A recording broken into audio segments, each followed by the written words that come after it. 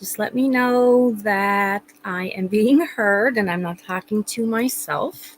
Jenny's having some trouble getting on to panel, so once she's situated, I can have her hop on. But if someone can just let me know that the volume is okay, good. Thank you.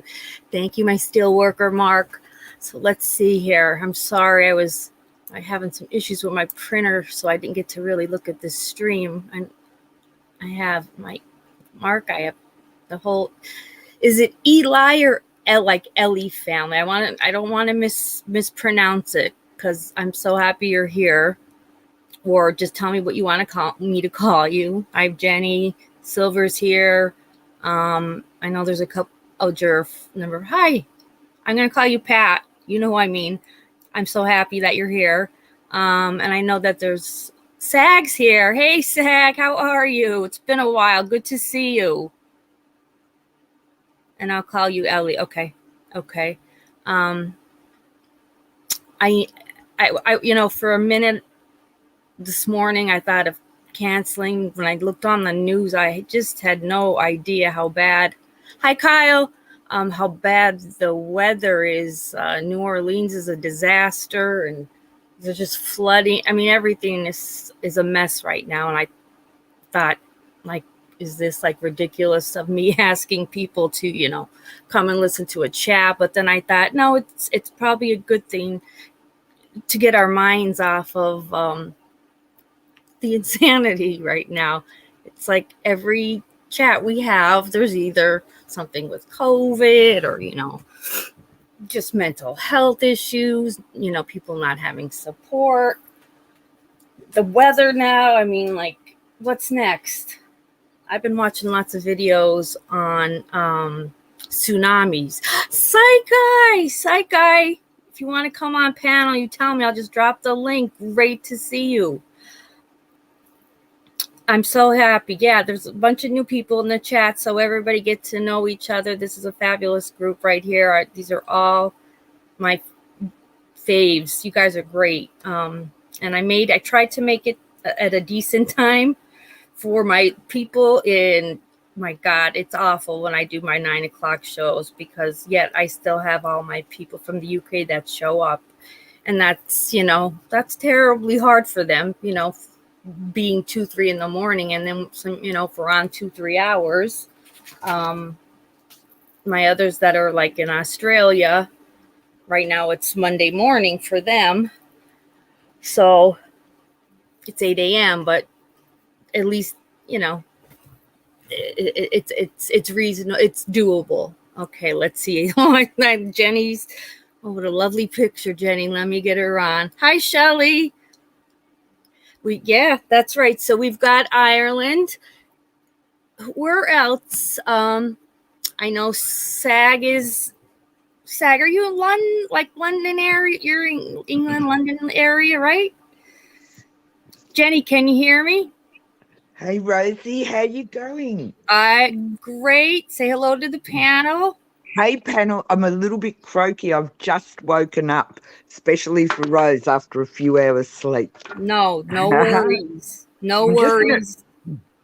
Yeah, so I'll be drinking. I'll try and be quiet because I hate someone slurping on the microphone, Rose. And you could mute, because I know this is your first time on panel. You see where you can, if you want to mute it, and then you could still hear, and then when you want to, unmute. But that's the easiest thing, and you could slurp away, and we won't hear you. Oh, fantastic! These are the things I need to know, because so I just pressed the microphone and I'm muted. Yeah. Yeah. Beautiful. Thank you. How are you, Rosie, today? I'm good. We were just talking about the weather. I was going to cancel because when I woke up and I saw New Orleans, like, there's just flooding and just mass. Oh my God. Everything's crazy. But I thought, no, this is kind of what everybody needs. How bad is the flood? Jenny, are you on you? Yes. Okay, you're on YouTube. To turn it off? You want to be on just the StreamYard link. Otherwise, you get a ton of the back feed and the echo. Okay. So that means that I can't see chat otherwise. That's okay, though. That's okay. I can see chat. Good. Mark's, there's a bunch of people here that are, mods. Sad's here. Vivian's here. Fantastic. And we've got just a great group. So no worries about that. Fantastic. Okay. So you mute Yeah. and you listen, and we'll have I have a bunch of good things to talk about. Is the echo, is it gone? It's gone. Yeah. Fantastic. That's great. Okay. Thanks, Rosie. Okay. Thank you, honey. Psych Guy. Is anyone else lagging? Silver just had a reboot, she said, so it might be an issue that everybody's kind of having. I don't know. If try to reboot, Psych Guy. That's what Silver. Psych Guy's here. Yes, he is here. Oh, Psych Guy's a legend. Hello. He is a legend. He has no idea. Hang on. Okay, Kyle, no, we're not doing a wide-brimmed hat panel. We've spoken about this many times. You know you're welcome on my channel, right? But let's not. There's no talk of hats, no panel of hats, nothing like that. Okay? And I'm not. You know me. I'm not in any way trying to be disrespectful or hurt your feelings. But we're not going to talk about hats or anything to do with hats or a panel on that. Okay, so you're welcome to stay and listen and enjoy, but we'll leave it at that, and I'm happy you're here. Okay, so yeah, Psych Guy. Hi, Jenny. Vivian, I love those lurking eyes. Yeah, I like the lurking eyes too, Vivian. Looks like you're like a little snoop. I like those. I love the emojis. All right, so anyway, yeah, when I saw the weather, and we've had some pretty rough flooding just right, here in the Northeast Pennsylvania last weekend.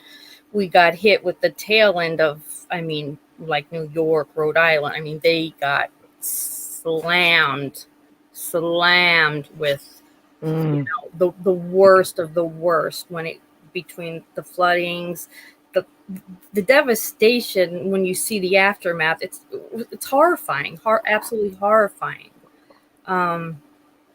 But I thought, okay, these are the chats we need, that we can talk about it, and it's okay if we're upset about it, or if we don't want to talk about it, we don't have to. But this is a place where you can put anything you want in chat that's respectful. You want to let it out, let it out.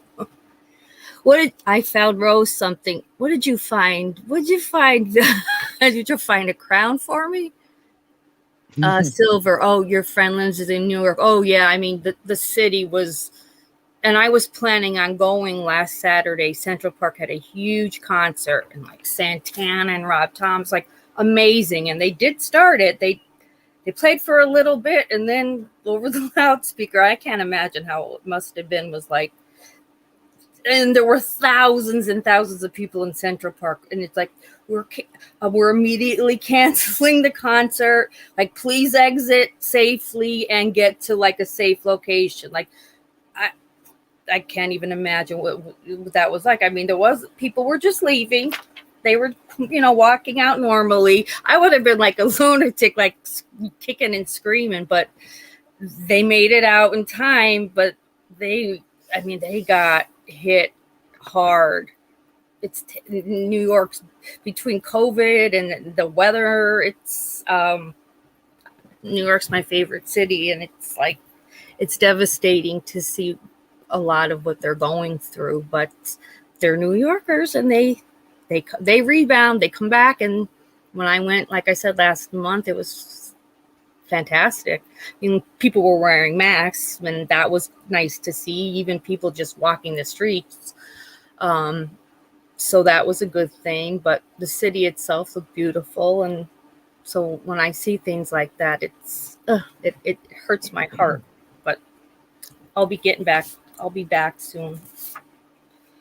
And I'm not. This is in no way a Debbie Downer group. This is fun stuff. We're gonna do trivia and good things. But I just, I'm not a true crime channel, but I have been, I've been like obsessed with this some poor little summer Summer Moon, who's been missing since June 15th. It's like night and day. I'm watching YouTube, I'm watching the news. Like, it's horrifying. And so I'm not a religious, not, I'm Catholic. I'm not, this is in no way a religious channel. I'm not a Bible banger, nothing like that. But if everyone doesn't mind, I just have a little, it's a prayer for missing children. Um, so if I can say it and not cry, I'd like to, if that's okay. If anyone's offended by prayer, this is a like, this is just a basic prayer.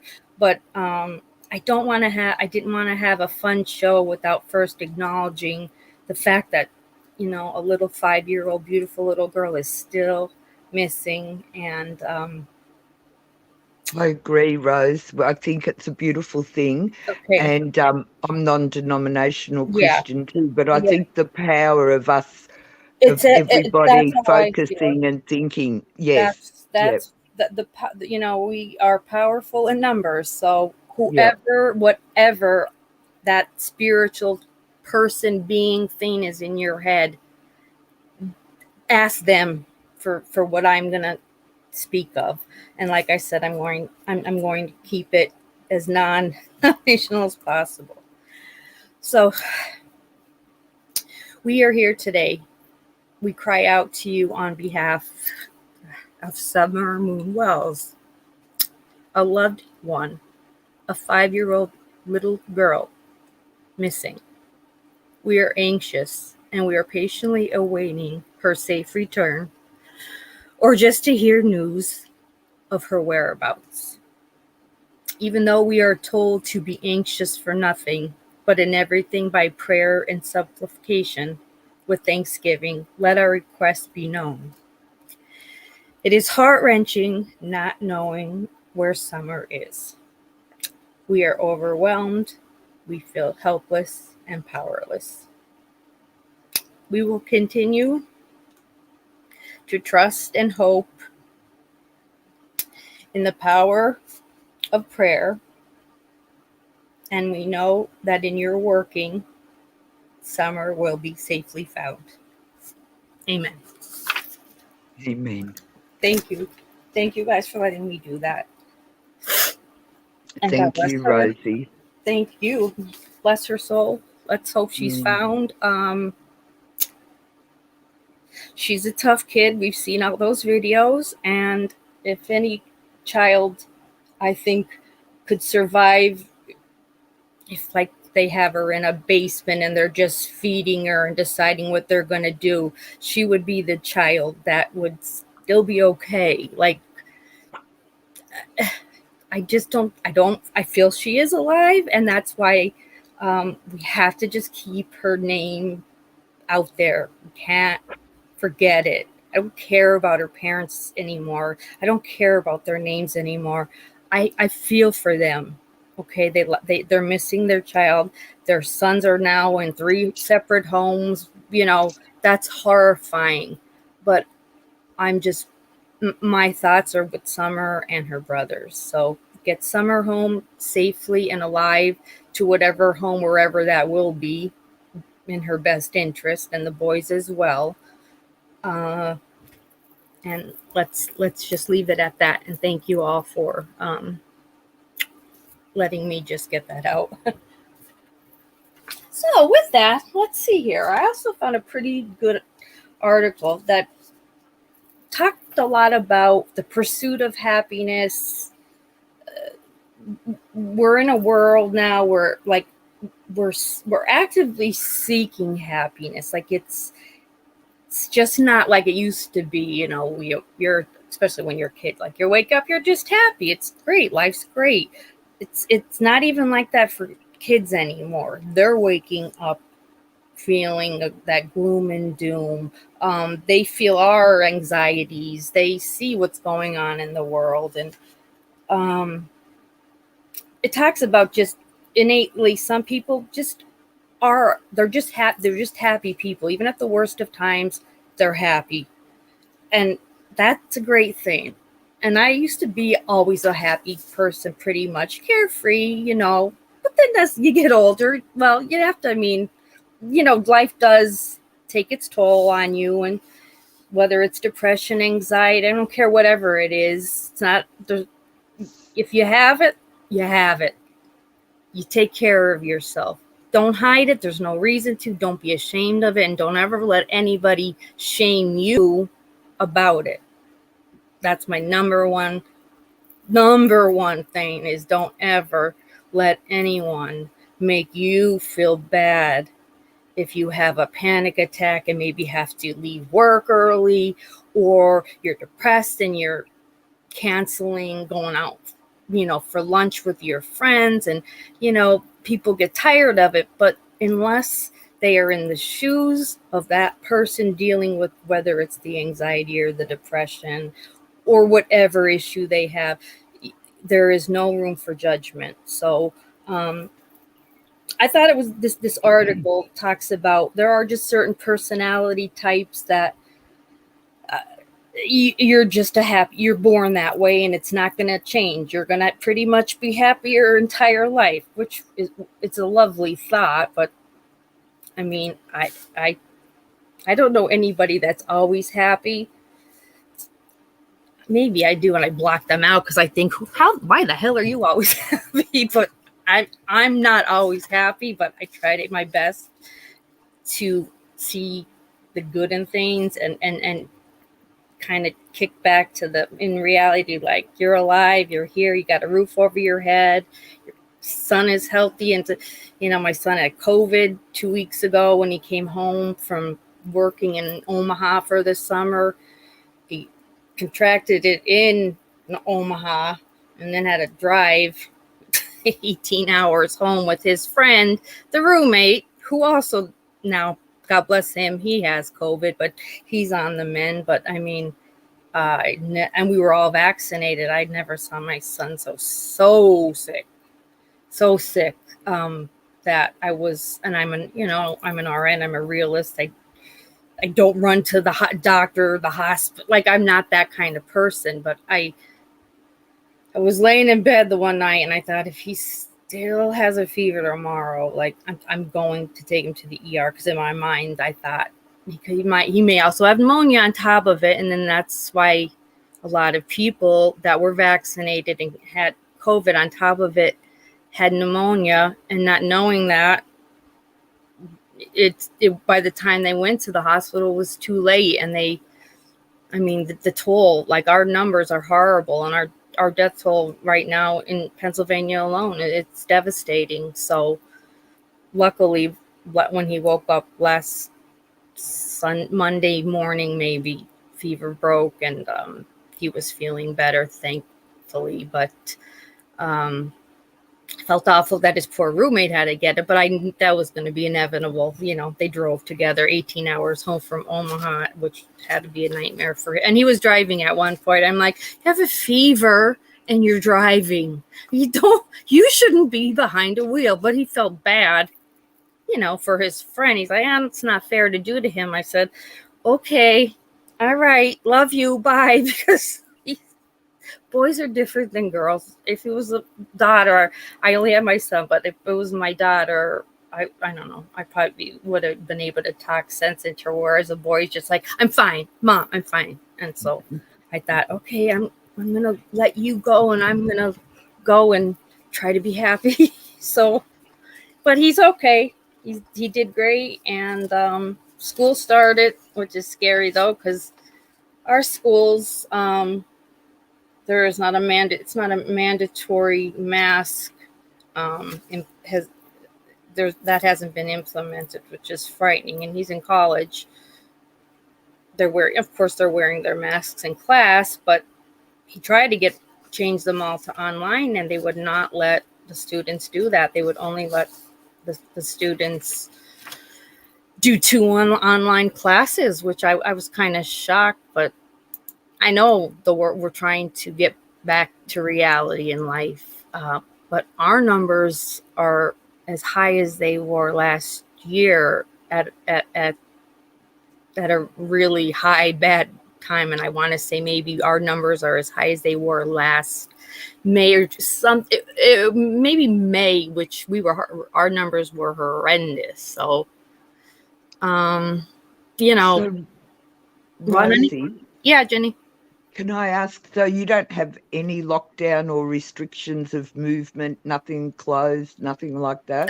That's the problem. No, and I wish to God our governor would come up with something, because I mean, we're having this Mm. week, guys, another huge Italian festival.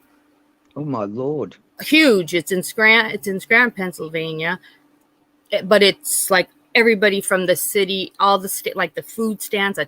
Half of them are from restaurants and bakeries from New York City. It attracts tons of people. 2 weeks ago, we had a festival here in my hometown, like, which was, I just couldn't believe it. I thought, like, wow, people are really risking it. But I mean, there's nothing implemented that's We've got preventing it. And I get it. I want to go back to real life, but like right now we're bad. Like we are not in any place that we should think it's safe to just return to reality. We've been vaccinated. Yes, it wasn't going to be 100% effective anyway, but now with these new strains, we should really be concerned and cautious. But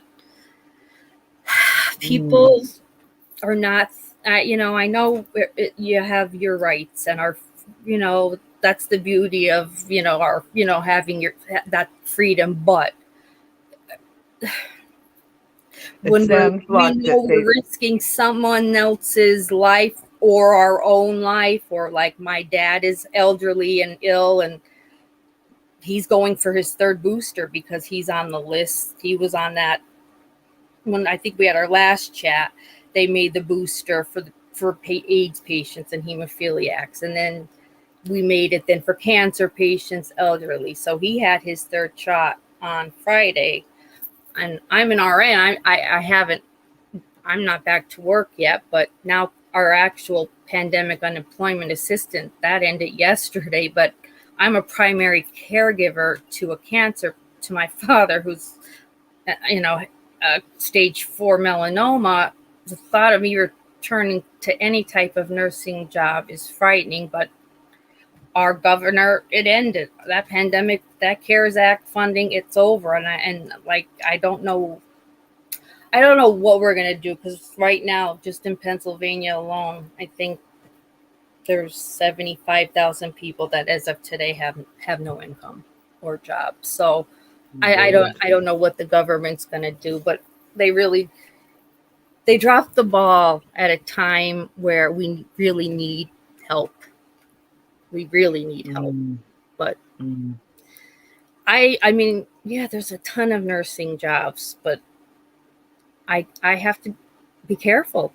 So I'm gonna look online tomorrow and see about home RN. Like, there's a lot of RN positions you could do at home, like with chart checks, where attorneys are hire, RNs for research. But it's like, oh boy, it's awful. But I gotta make money. No more money, no more income from that. And not that it was a lot, but it was enough to live, get my gross, get the basics. So I'm worried right now. So that's my anxiety at night, and making me a little crazy. But I don't know why our and I'm not political in any way. I just don't understand why our government officials are just, the mindset right now is like, we're gonna get back into, we've got to get back into reality, and we're gonna get back on track. Yes, we will, but like, people are dying because other people are not getting the vaccine, which that's their right. I'm an RN. I'm not going to bash the anti-vax on my channel. I could do that in the privacy of my own home. But the point is, it's not safe that we really should just be so. I just feel it's reckless. that we're out having festivals and our kids are back in school and there's nothing mandatory anymore, and it's now more than ever we need that. We need that back. We need some hardcore regs put in place, but nobody want. I don't know. If it's the president is leaving it up to each state. Oh, I'm Shelly. Shelly's in Texas, and our government banned masks. Wow, they banned masks. That's crazy. Europe, yeah, Texas. We're open 100% here in Pennsylvania, but Texas banned masks. Why would they ban masks? I don't know. That's so. She said it's a sad time because people don't listen. I'm all for freedom. I agree with you, but some don't have the immune system. That's just it, Shelley. It's yeah, hell yeah to freedom and our rights, but when we're being reckless, careless citizens, and that's a whole other issue, and that has nothing to do with our freedom. It has to do with our conscience. And if you can sleep at night knowing what you're doing could potentially kill your elderly parent or your coworker, you're a careless, reckless person. I'm it's not controversial to say that. It's reality. It's the reality, and the governors don't want to take the responsibility of telling their states, then we're going back into whatever it's going to be, full lockdown, whatever. The governors are afraid to do it, and the president isn't going to do it. So that's our big right now. I know in Pennsylvania, that's our big problem. Wolf is just gonna let it be, and well, it's ugly. Yeah, it's up to the individuals and schools. Yeah, Jenny. It sounds like it's almost too late because as you know, in Australia, we're practically in complete lockdown. Most of the states, like serious lockdown with the strictest guidelines, and we've even got a 9 p.m. curfew at night. But because it only takes this spreads like wildfire, and with us even being in lockdown, our figures are going up and up every day. I just hate to imagine if we weren't in lockdown. However, there's so many people breaking the rules because they can't afford to stay home now.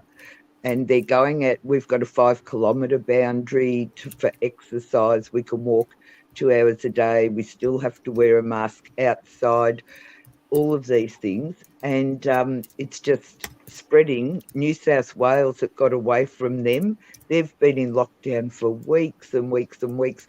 And they're saying the end of October is the earliest at this stage that the lockdowns might be lifted. And we're like, but Australia has not been in, like, Australia wasn't in. No, you went in lockdown the last year, right? Yeah, this is our 6th or 7th lockdown in Victoria. Wow. Yeah. We've had. They were hoping this would be a quick, sharp 5 days, just to make everyone stay home, see who gets sick from the first person that started it. They can identify where it starts each time. We've got a pretty good tracking system at the moment. The problem is this little lockdown that started with 5 days to identify the stream worked, and toward the end of the 5 days, we just had cases pop up everywhere with no connection to anything. So they extended it. Now they've extended it again. And I don't even watch the news now to see if we're opening up or extending. There's just no chance. And it's very, very difficult. But I think... hang on, Jenny. Thank you very much, Vivian, for stopping in. You have a lovely day. Okay, Silver. Yeah. No worries. Yeah, Jenny. I know. I don't know. If you've got 1,000 people with it already, it's probably too late, to be honest. It's just going to have to be a herd thing. And now there's another new strain that California is getting hit with. So don't tell me, I couldn't bear it. Yeah. What is it? Yeah, and I forget what they called it because my friend Oh called my me. Lord. Yep. Anthony, what blot is who talking about? I didn't understand. I don't know what you're asking. We're talking about the just what's going on right now as far as just trying to get back into the real world, but we're not ready to go back into the real world with the way our COVID numbers are. So I don't know if you're asking about what the president is saying. I'm not quite sure. But anyway, as far as the happiness part of it, yeah, social class and wealth, attachments, goals, time and place, it all plays into being a happy, if you're going to be a happy person or not, which, I mean, I understand that, but the part where like, I liked it. It's money can only buy happiness up to about $75,000. After that, it has no significant effect on our emotional well-being. That I thought was great because it does show you that money helps, but it doesn't buy true happiness. So after $75,000, you're shit out of luck about find another way to be happy. But I thought that was pretty interesting. Then it kind of talks about, but our happiness is really not fully determined by genetics, but more by our day-to-day life and experiences. That I believe more than anything, for sure. Trying too hard to find happiness often has the opposite effect, and it tends to lead people to either become overly selfish or, woe's me, poor me. So, you know, trying too hard can really also have some negative effects. Um, Pursuing happiness through social means, which is spending more time with whether it's your family, friends, is more likely to be the most effective than any other method. Which that's nice. I agreed with that. The pursuit of happiness is one place where we should consider ditching smart goals. It's more effective to pursue what they just call vague happiness goals, rather than having specific goals. And if you don't reach them, well, then you're putting unnecessary stress on yourself, and you're not going to be happy. So I did agree with that. Happiness makes us better citizens. It's a predictor of civic engagement and the transitioning into adulthood, which I tell my son all the time. When he has breakdowns, if Wi-Fi is down or nonsense, I'm like, you have to learn to realize what is really important and what should make your blood pressure go up or not. Like, the Wi-Fi is not that big a deal, but that's that's really shows the differences as far as generations up and coming, and they're in for a rude awakening. God bless them, because it's all about instant gratification, and when they don't get it, they have meltdowns. And I even told him, you're 20, there's no more meltdowns over silly stuff because you look goofy then. And he's very mature, but just with the Wi-Fi, he came in my room storming one day, and he was looking at the router, and this router's a piece of shit. I said, did I invite you in here? And he laughed, but I said, Nico, it's not that important. Get a grip. So just be happy we have Wi-Fi. I said, be happy we have Wi-Fi.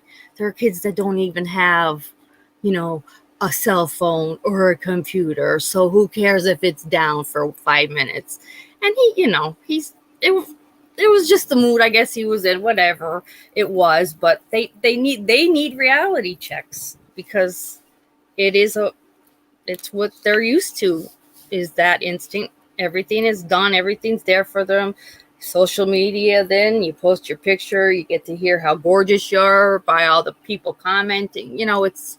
It's scary to me. It's very scary, because then they're used to that. And then when, if you're not getting that, then you're going to put yourself in a dark place. So I always tell them, I'm happy I have a son and not a daughter, because that's brutal. But I said, like, you never need anybody to tell you look great in a picture, or like, oh my God, great car. Who cares?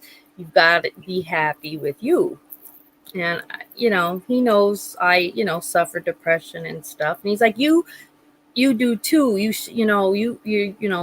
You have everything going for you. And I said, I know mine is genetic. It's high on my dad's side. I said, believe me, I wish I didn't have it, but sometimes when it is it is genetic, and there's not a damn thing you could do. And you could try a million different antidepressants, but after a while, it's like you want to just figure out in your head where you can maybe go to get rid of that it's not so much negativity. My depression, maybe some are. Mine is just more emotional, like sad, just like a sadness that's just always there, even in good times. Like there's still like that cloud. Like I'm always waiting for like if my right shoe's on, I'm always worried that like maybe the left shoe's gonna fall off. Like that's just my mindset as I got older. I mean, I was never like that, but I think, like it said, life experiences, yes, that life experiences, of course, make you happy, but there's also certain experiences in life that maybe that genetic disposition that I had for being depressed.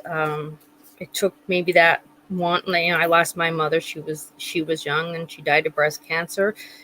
Maybe it was just that one thing, and because it was maybe 2 years after she passed that I started to just feel sad. And I luckily, I went right to my doctor and just told him how I was feeling. But and I was, by that time I was like 32, so it was odd. I had my son was 2 years old. I had everything to be happy about, but I just couldn't control it. It's just like I said, when it's genetic and it's just there, you just try your best. That's all you can do. Let me check chat real quick here, because I don't like to miss anything. Yeah, I know, Angel. It's been you watched the video of Squishy Cat last night. I've been watching, like, there's a YouTube channel, and it's Monkey Boo. Okay, he's the cutest damn monkey, but like, and he lives in a house with this family, and they take lovely care of him. And I'm like, I'm watching a channel, and Monkey Boo's making me happy. But sometimes it's just the dumbest things that you just have to. Because prior to that, it was like watching Summer Wells on somebody's channel, and I thought, I have to get out of this. I have to get out of this. So Anthony, my wife, said she's happy. Remember, happy wife, happy life. That's right, Anthony. Absolutely. Oh, I love that too. That family and women make me happy. Money doesn't, and that, yeah, Anthony, I'm happy you're saying that, because after $75,000, money doesn't make anybody happy, according to this article. And I'm trying to think if I got this from a medical site or if it was an article in Forbes. I'll put the link in, but it is a good article. Angel, I remember when we had to talk on a phone attached to a wall. I know. Yeah, those are something else. My dad still won't get rid of like the house phone. It's a cordless phone that he still has to have, because he's always like, well, what if the phone isn't charged? What if I said, there's enough cell phones. We got this covered, Dad, but he won't. He's old school. We still have the house phone, so that keeps Steve happy. But I'm all right with it. Angel, I stumble on some strange stuff when I'm getting Clover underwear ad. I'm hitting some murky waters. Yeah, well, yes. Sometimes I've noticed that too. If you look, just like I clicked on something on YouTube to watch it. Even forget. Oh, I was looking at different trivia things, and it was a trivia question about, I don't know if it was like a biracial or about a lesbian, something weird, and then I'm getting like weird ads, like looking for that same-sex lover, and I'm thinking, what? Where? Whoa, no, where'd this come from? But we were talking about this on the last chat. Google watches what we click on, and then they give us ads that they think are where we are, and it's a little creepy. Yeah, yeah, it is very weird, Angel. Juror, my recommendations are bad. They are. They're some of them are just so bizarre, just so bizarre. Like my dad spends hours watching the pimple popper, to the point where sometimes he doesn't even need the volume on. And me and my son are just like, I said, if he wasn't 84, I'd be concerned he's going to be a serial killer. He's like, he doesn't even listen to the sound. And I said, well, I guess you don't need, there is no sound. They're just popping zits. He's like, it's gross though. But it's, yeah, it is funny, the things that we tend to watch and then really get into. That's pretty, I mean, he's obsessed with it. I told him, if you weren't going to be 84, I'd tell you to go to medical school. You really like this stuff. But it's funny when the volume's off and you're looking at him though, and he's watching the pimple popper. So let's see, what the other thing that I kind of found interesting with this happiness.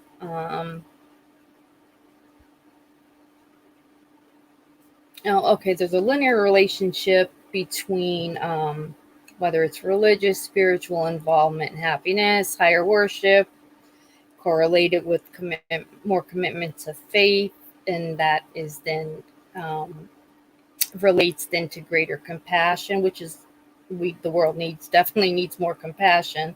Those more compassionate individuals then are more likely to provide more emotional support to others, and through that make others happy. So that I like too. I mean, I don't go to our churches. We barely have any churches even around anymore. Half of them closed. But I do believe, I am a spiritual person, and I do believe in just praying at whatever God or being wants to listen to me, I'll take it. And if it does lead to, I think that does help me, and that's why I am a compassionate, empathetic person. I try to be as best I can, even when I feel like crap, because you don't know that other person, and they could be having a worse day. So the research on it showed people who are also happy with their jobs are less likely to leave their jobs, less likely to be absent, and therefore are just happier in life because they are engaging throughout the day in meaningful work relationships. So that's great if you can be somewhere where you love what you do and you love the people that you're working with. Doesn't happen for everybody, but this is just kind of reinforcing that, which I think everybody knows that. In general, a happier work organization, of course, is more productive and a successful one. We know that. The interesting parts was that being happy, of course, it's linked to a lower heart rate and blood pressure, making us therefore healthier, which is fantastic. It also acts as a barrier between us and germs. Happier people are less likely to get sick. So that was spot on. As a nurse, I believe in that. People who are happier enjoy greater protection against stress and release less of the stress hormone cortisol. Happy people tend to experience fewer aches and pains, including heartburn, muscle strains, dizziness. So a lot of it does have to do then with, sometimes maybe it's just mind over matter. And if you have that happier disposition, and I don't. You just try. I try to live as balanced a life as possible. It doesn't always work, but you try your best.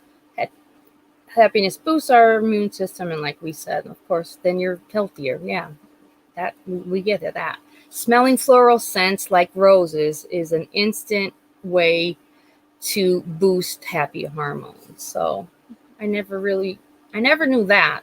I mean, I love the smell of roses. I just didn't realize roses in particular, it says, can make us happier. Those who are paid by the hour may be happier than those on salary. However, these findings are limited, so take them with a grain of salt. No, I must agree with that. I'm a salary administrative nurse. So I don't get there's no overtime. What you make is what you make every week, no matter what. Whereas, if I need help, if I needed a nurse to do a double shift, I can offer them a bonus. Somebody that's a director, say, of nursing or an administrative, your salary and that's it. So anybody out there getting paid hourly, you're happier than the salary. So that's a good thing. Smile for that.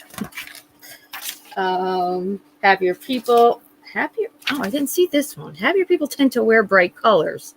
It's not certain which way the relationship actually works, but it's just said that the brighter the color, it seems to bring on a happier disposition. Oh, okay.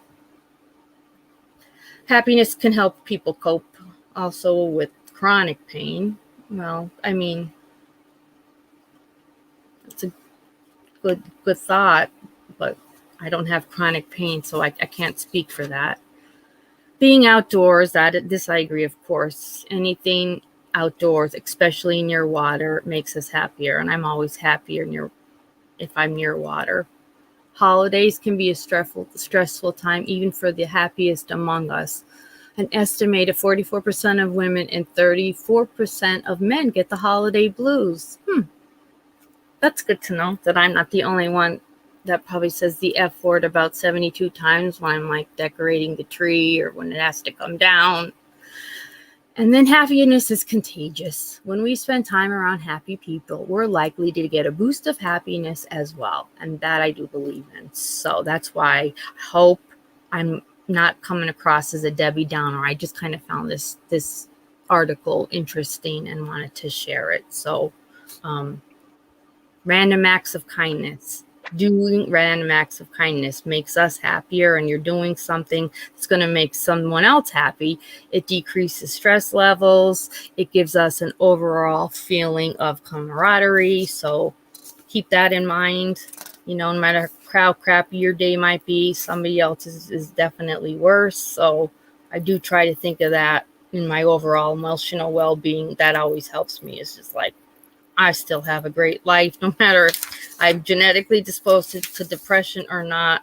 Life is still good, and I have a great family, and I leave it at that, because otherwise, like it said, there are those people then that are seeking that happiness, and when they're not getting it, they become bitter, selfish people, which I see a lot of that in my career, just as a nurse, you see a lot of that. So let me see chat here before we get into our trivia. That's why Sagacious. I hope she's still here. Sagacious does great trivias. Let's see. I don't want to miss anything. Yeah, nowadays it's harder for youth. That's for damn sure. The social media part of it's, and I mean, my son is 20, but it's a scary world for kids with social media. I wouldn't want to be either, Angel. I would not want to be a kid in the world right now. It's scary. Yeah. See, Sag, you're right. That maybe too with my depression. I was a new mother.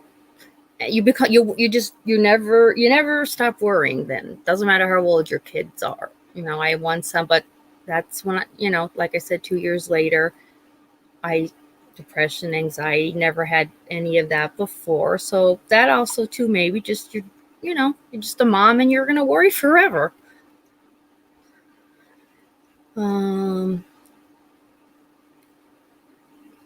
Yeah, that's right, Sag. You're a granny. I forgot. That's because you look like too young to be a granny, but that's awesome.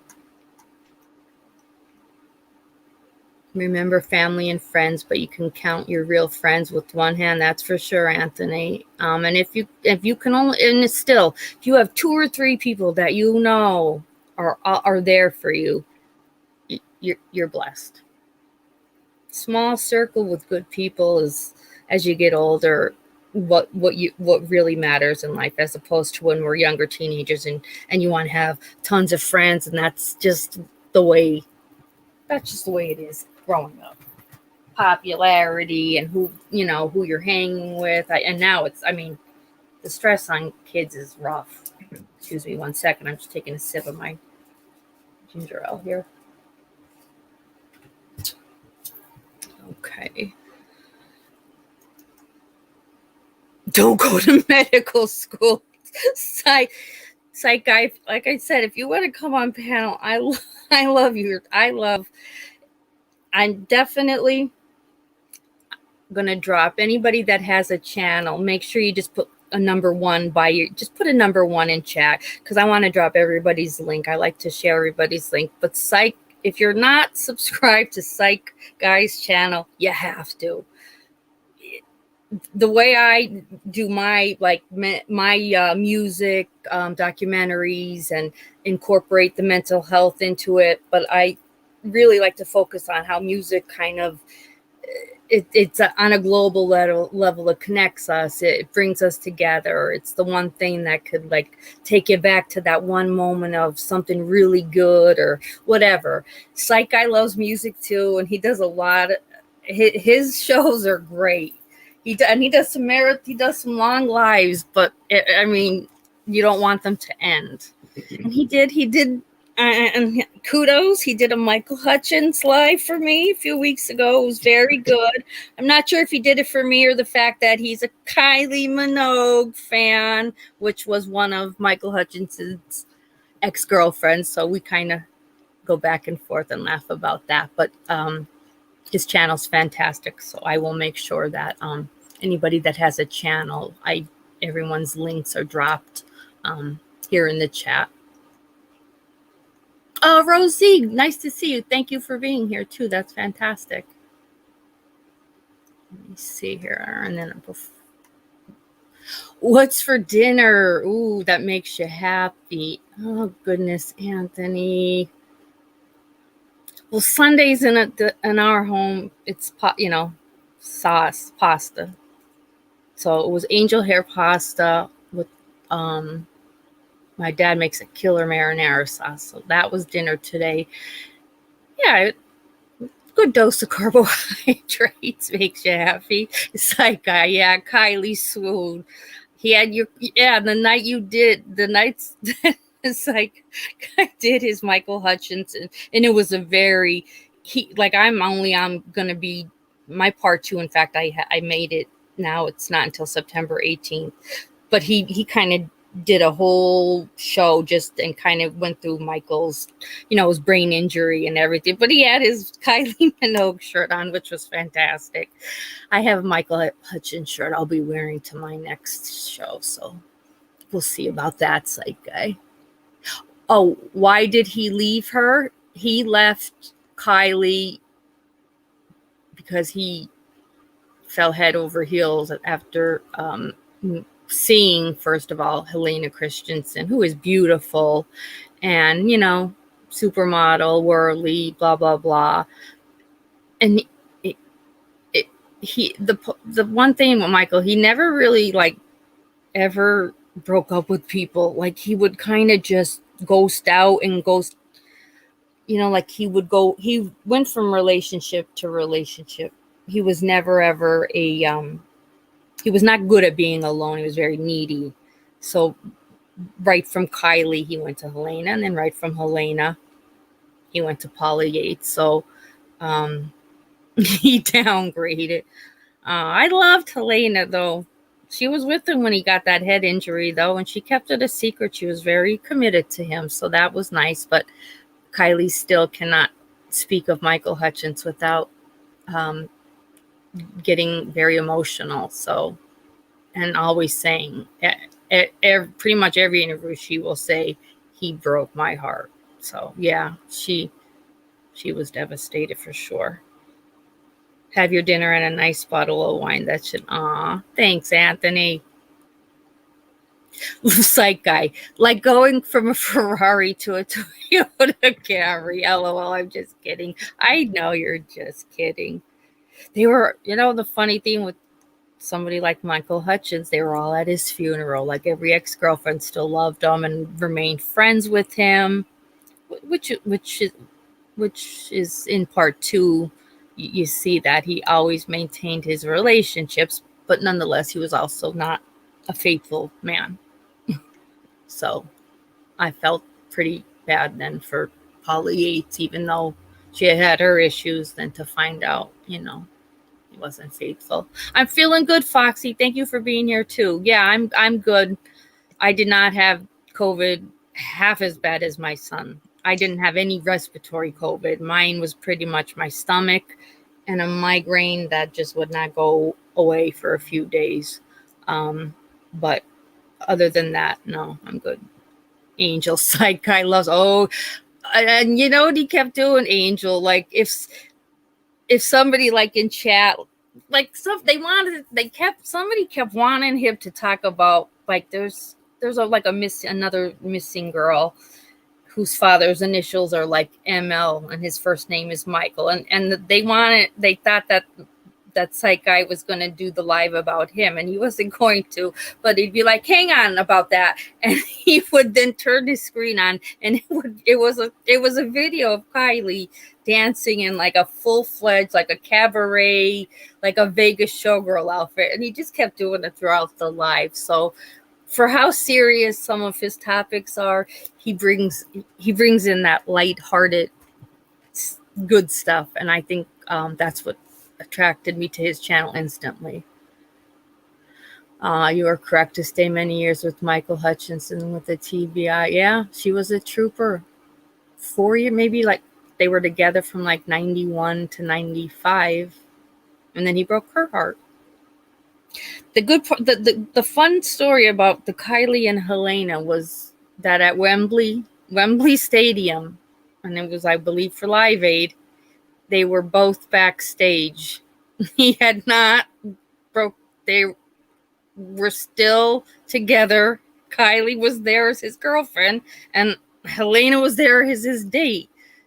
And that is a little mini teaser clip that I have to put out, because his producer kind of came out with the story about it, because Michael asked him, like, can you occupy Kylie, because Helene is here and I really dig her. And of course the producer was like, no, F you, figure it out yourself. But yeah, he was something else. Sad about Sarah Harding. Who's Sarah Harding? Oh God, I don't. Sag, who's Sarah Harding? I don't know. I don't think I know that name.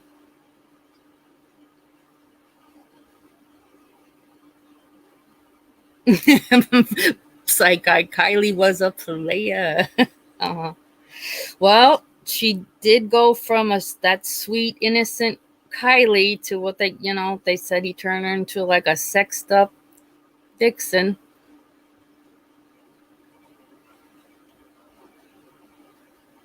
Mark, Notre Dame plays in a few moments. Geez, I thought they played on Saturdays. I didn't know that.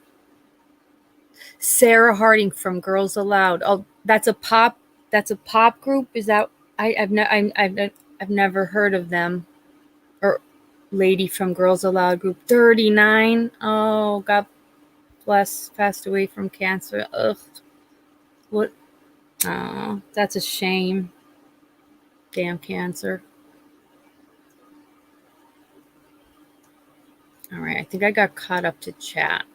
So I have some I have some cool giveaways. I love a good giveaway.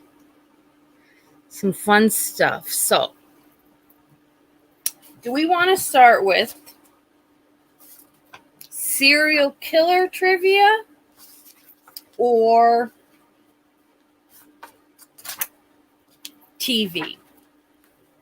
I have a bunch of others, music and stuff, but do we want to start with serial killers and crime or TV? If you want to start with the serial killer trivia, put a 1. If you want to start with the TV trivia, put a 2. And then I'll just go by whatever the popular demand is. Oh, and let me get you a link, Psych Guy, as well. The serial killer ones, I found some really, some very good stuff.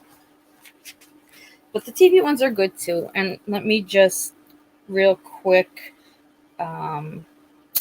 get the link dropped for Psych Guy to hop in panel.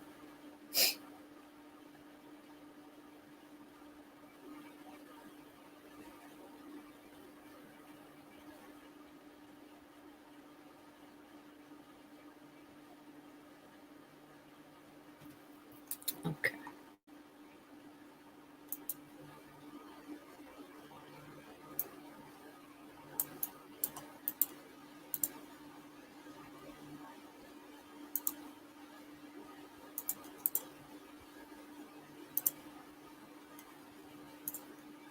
There you Psych Guy, get up here.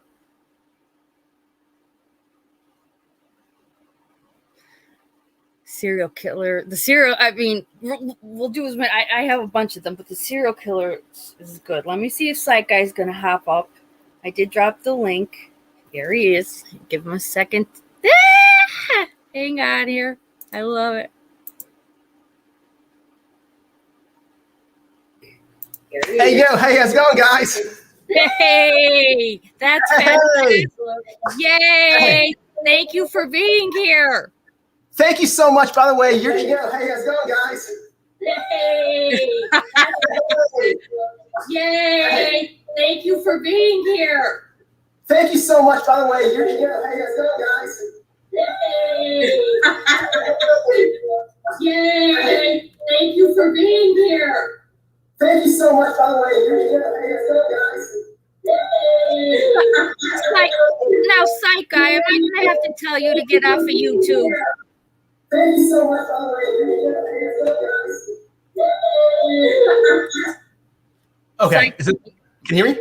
I can hear you good now. Yeah. Perfect. Okay. I think I was echoing. I think I had 2 windows open or something. What t-shirt? What do you got on today? A rat t-shirt? I was off today. I'm off tomorrow also, and so I was basically cleaning all day, and I just wore this old t-shirt. Rat. I love Rat. Yes. By the way, there is a band. I don't know if you guys heard about it. They're from New Jersey. I think they're going to be big. They're called Bon Jovi. You guys heard about them? I think they're going to be big. Maybe a long shot. These are young kids. Look out for them. But they're young kids. But look out for them. I don't know. Yeah. That sounds Italian. What's he, an Italian boy? Yeah, Italian boy. Gianni Bon Jovi. Yes. Got a lot of potential. Yeah. Oh, maybe I'll give it a shot. We'll see. I don't know. I'll give it a shot. You're too funny. I'm so happy you're here. All right. Yeah. No, go ahead. Were you going to say something? By the way, your channel, I love channels like yours. Very educational, yet entertaining. Doesn't waste your time.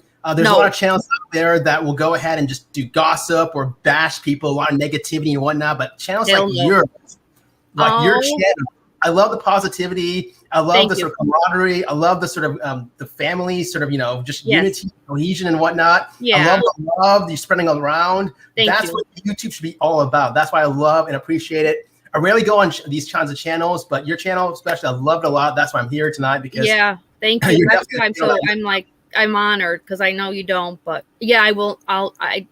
The bashing, the hate. There's enough in the real world. If I'm coming on social media, it's to have a good time, learn something new, and have fun. Yes. You're doing a great job. Thank you. All right, so we're gonna do some serial killer trivia. some of this stuff I never. I thought I thought I was pretty good on my serial killer, but there was a lot of stuff I learned that was pretty interesting. So we're gonna start. We'll start with that. All right, Rosie. Yeah, Jenny. How many people? I mean, this is all pretty cold and yucky, but how many people do they have to kill to be a serial killer? Oh wait, that's in here. I think. Don't get ahead of me. It's 2 or 3. Is it 2, Psych Guy? I'm guessing because it's more than one. I don't know. I forget if it's. Me too. It's at least 2. Okay. All right. Psych Guy, you're my phone a friend. If I don't know an answer, I'll defer to you and you can answer for me. Absolutely. Me? No. Yes.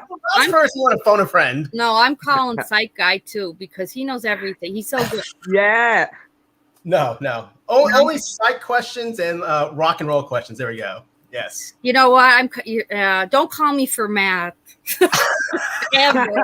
ever call me. I mean, waitresses love me. I give so much more of a tip than ever because I'm not good with it. I am not good with it. I just pull out my iPhone and just do 20%, and just whatever it tells me, just give it to them. That's all I do. I did start doing that because me and my friend, when we were younger, would be like the check would be $30. We'd be living like we'd be living like leaving like at $50, $60. We're like, you think that's enough? We look back and we're like, what the hell? I'm like, well, we did both fail algebra in 9th grade, so math wasn't our thing. Oh my God. Right. We don't tip in Australia much anymore. In fact, we don't have to, but we rarely tip. So when we travel, we get great wages. When we travel, people make all these horrible jokes about us. Like, what's the difference between a canoe and an Aussie? Or what's the same thing? They both tip. No, they don't tip. That's it. Oh my God. I didn't know that. And we forget because we don't tip here. And people are like, we get a bit of hostility in America, let me tell you. Well, I mean, especially because our waitress, like your waiter and waitress in America, what do they make? $3, $4 an hour? Or they rely heavily. I don't know if they make even minimum wage, which is like $7, but they rely on their tips. That's how they make their money. Weekends they get penalties, so time and a half on a Saturday and double time on a Sunday. Good restaurant, you can get $70 an hour. So good wages. But I mean, tips are minimal, especially since plastic here, really. Yeah. But we have great unions. We pay our union fees every year, and that's who protect our wages. Oh, okay. Yeah, so I guess if we're paying union fees and keeping our unions up and strong, we're not tipping as well. Yeah. Yeah, you wouldn't do good in America if you go to a bar. I agree, Angel. You tip that bartender, it'll be a long wait for you to get your second beer. Yeah. Yeah, we learn very quickly. And I just mean because that is how they make their money, is through their tips. So we don't, the U.S., like unions with like wait staff, and like, do we even have anything like that, Psych Guy? Like, I don't think so. Well, I don't think for wait staffs, no. No, we don't. And that's and they're really hurting with COVID. I mean, it must be horrific. They're not getting anything. Like no. People not going out. And it's pretty. And I'm on a group on Facebook. It's like Pandemic Unemployment Assistance.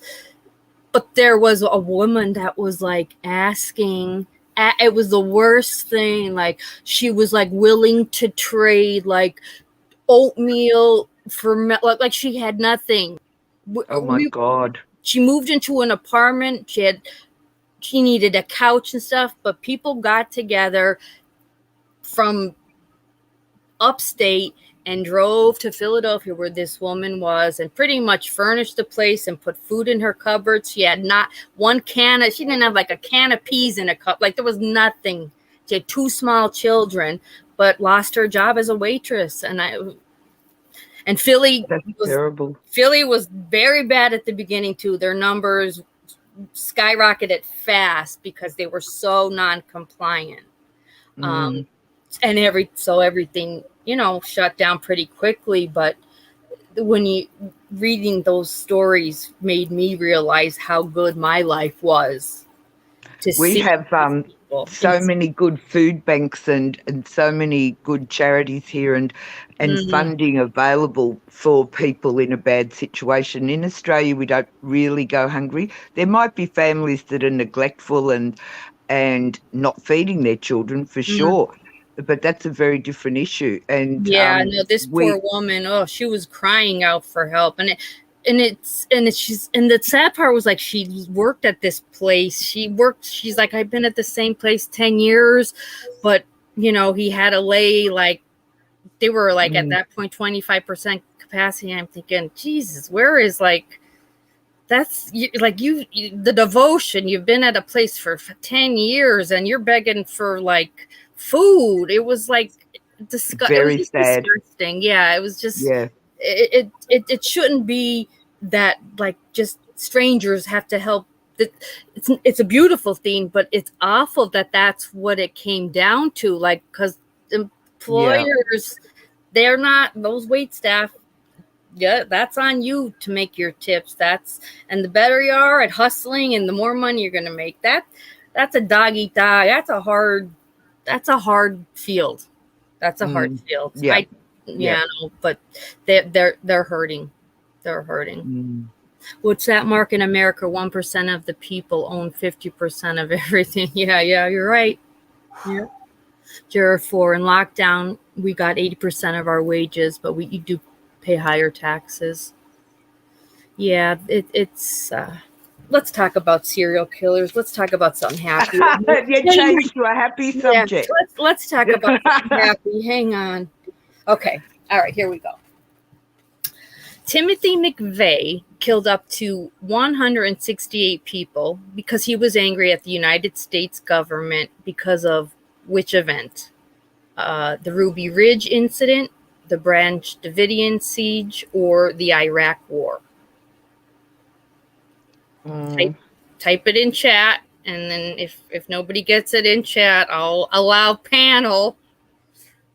Timothy McVeigh. Was it Branch Davidian? Was it Ruby Ridge? Or was it the Iraq War? And I'll tell you that you got it, Mark. The Iraq War. Did you know that, Psych Guy and Jenny? I didn't. I just looked it up. I was a bit slower than Mark, though. I wouldn't have got it if I was in chat. Well done, Mark. Yeah, I didn't know it was the Iraq War. Which of the following factors is not used by criminal experts to classify a serial killer? The motive of killing, their social patterns, or their method of killing? So which of those three does not determine if someone's a serial killer? Their method, their motive, or their social patterns?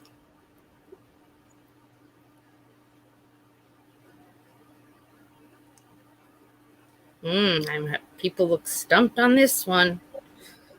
Which of the following is not used by criminal experts to classify serial killers? Motive of killing, social patterns, or method of killing? And I'll tell you, method. Hands up. Mark got it right again. Mark, a legend.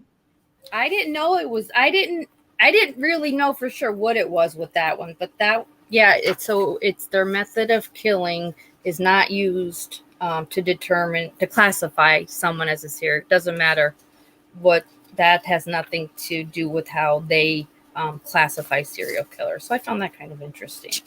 Wait a minute, guys. Something seems a little fishy. Mark's getting all the questions here. Could it be possibly? I'm not saying yes, but we can't answer. We're at the back of the queue, Psych Guy. Oh my God. Look at Mark too. Mark just gave himself 1, 2, 3, 4, 5 awards already. Mark, you're only at 2, so slow down. Go, Mark. That's okay. I'm on. Maybe Mark will be my caller friend. Maybe Mark studies serial killing. We better take that into consideration, and everyone be nice to Mark. Mark, we love you. All right, here we go. Okay. Which serial killer murdered 30 women between 1974 and 1979? Charles Manson, Jeffrey Dahmer, or Ted Bundy? 30 women murdered between 74 to 79. Manson, Dahmer, or Bundy? Anyone? Anyone in chat? Mark? Yes. Oh, Mark? no. Not I'm you, not Jenny. in chat. Not you, Jenny. Oh, fuck. Sad got it. Oh, everybody. Mark, for God's sakes. Oh, okay. Who got it first, though? Let me see here. Silver got it first. Ted. Yeah, it's Ted Bundy, but everybody got it right. Wait, yeah. Ted Bundy. I didn't realize it was 30 women. And I did just watch they did like another recent documentary on him, that there's like so many more that they believe were his killings, which is a frightening thought. Rosie, I think there's a rock and roll connection with Ted Bundy. Was he the one that drove around picking women up in his car? I think I know he picked up women in his car, but I don't know what the music part of it. I don't remember that. Well, Blondie, the band Blondie, Deborah Harry. Yeah. I remember watching an interview with her when she was in Australia. She used to come down here quite a lot. And she got into his car. What? Yes. And got out again. I swear to God, I'm going to look it up. But I'm sure it's Ted. If it wasn't Ted Bundy, it was someone as big as him. But I think it was Ted Bundy. Let me look it up. He did pick up hitchhikers, and he was very charismatic and good looking. So I can see that Deborah Harry would have thought it would be safe to get. She knew something was up and got out of the car. Hang on. Yeah. Oh, though, that's crazy. You look that up and let me. Oh, it is. I just looked it up. Does it say what year? Like what year that was? 100 years ago. She was pretty old last time I saw her. She's probably older than me. That's saying something. How Blondie's Deborah Harry once escaped serial killer Ted Bundy. I cannot. Yes. Oh, I'm going to have. What year? Let me have a look. Yeah. And it says, just on the side, she used to come to where I go for the summer camping with the kids. She always had a young, gorgeous toy boy. I loved Blondie. As a kid, that was like one of the coolest first. Word day. Yeah. Hang on. Deborah Harry, America's history.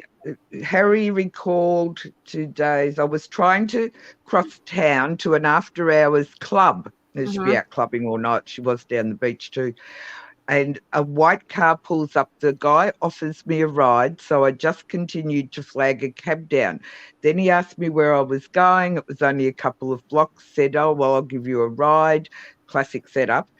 When Harry got into the car, she quickly realised her mistake.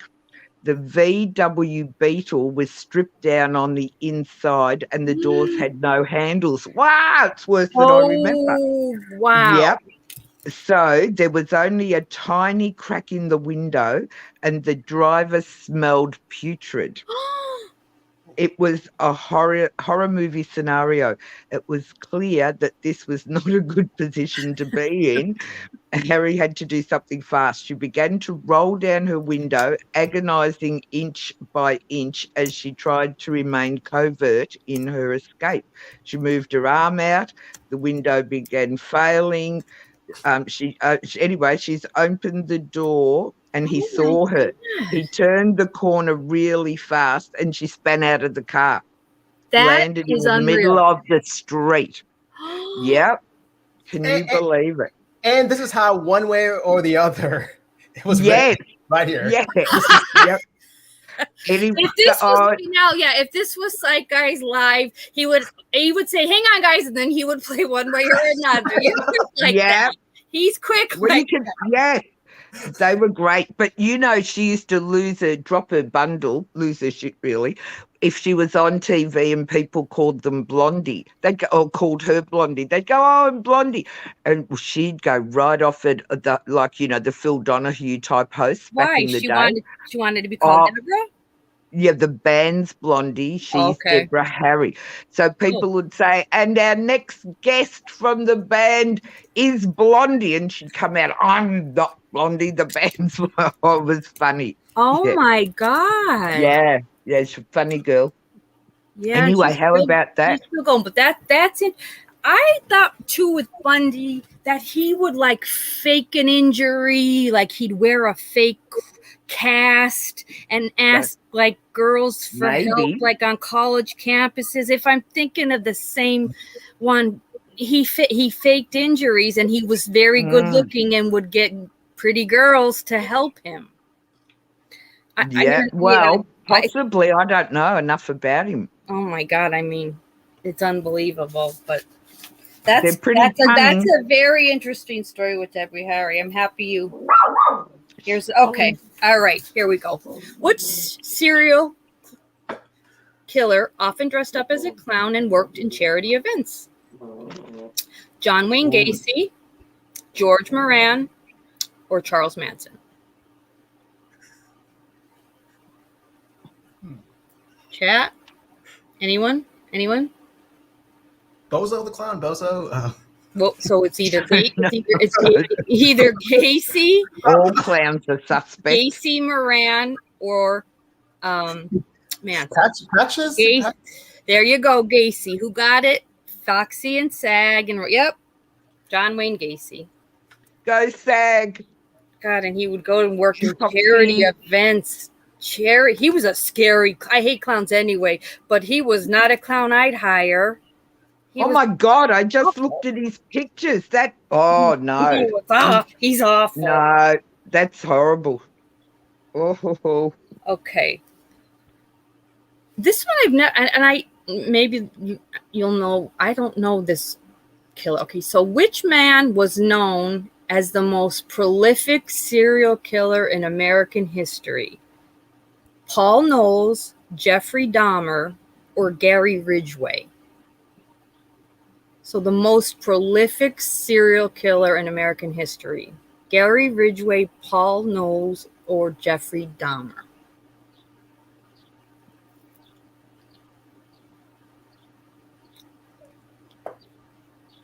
And I still don't know what this, I have to look him up, but I there you got it, Sag. Ridgway, Gary Ridgway. I don't know much about him, but Sag got it. I am going to look him up later, but yeah, Gary Ridgway was the most prolific serial killer in American history. There you go, Sag. All right, let's see here. Your next test trivia? No, I'm joking. Don't worry, we'll get to that. Which serial killer said that he committed murders under the commands of a demonic dog? Dog? Oh, I know. I've seen that. Jenny, be quiet. I've seen the dog. Jenny, be quiet. Don't make me mute you. I'm not saying anything. I can't remember his name, but I've seen it. Dennis Rader, David Berkowitz, or Bobby Joe Long? So Berkowitz, Rader, or Long? Who are these guys? Mark got it. David Berkowitz. Yep, Mark's right. This guy's 6 for 6 now. Jesus, my God, Mark! I thought you were had to go to work.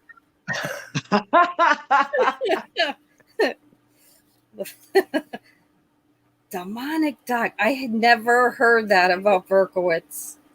That I got to look into. That's an interesting one. There's a documentary I've watched during lockdown. I don't know which lockdown. It could be last year. We're in our 6th or 7th. But, yeah, it was fascinating. Yeah, that's crazy. No, good going, Mark. All right. Where did Ted Bundy work before he became a professional serial killer? A private clinic, a grocery store, or a suicide prevention hotline? So where did Bundy work before he decided to become a serial killer? Grocery store, a private clinic, or a suicide prevention hotline?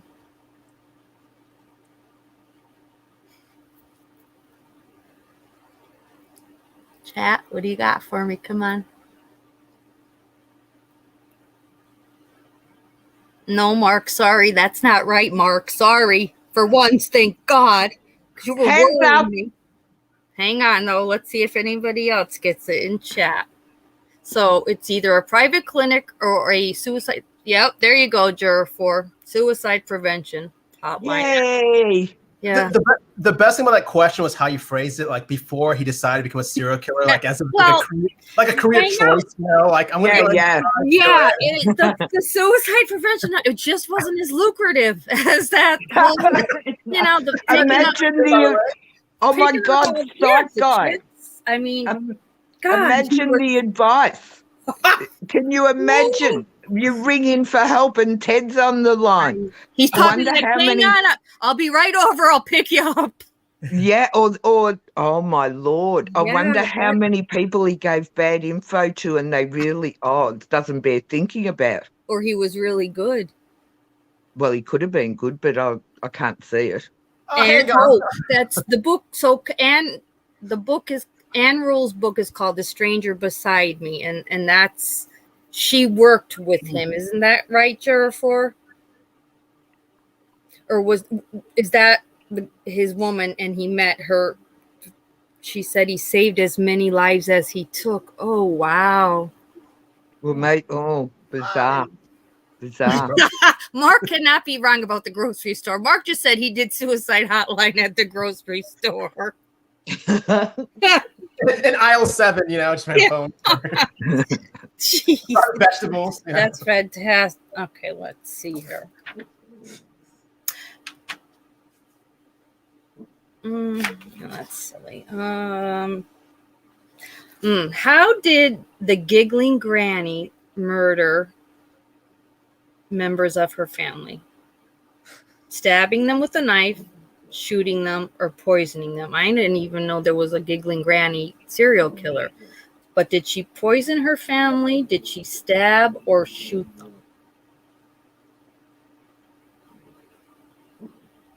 Poison. You got it, Juror. I don't know her though. I don't know if she's where she's even from, because that's another one. I was like, I have to look into her. I thought I knew. Alabama. Is that where she's from? Alabama? Yep. Okay, cool. Was she poisoning with Geritol? I mean, what? I mean, what do you? Probably putting them in, like poisoning the food and stuff. God. Her Miralax?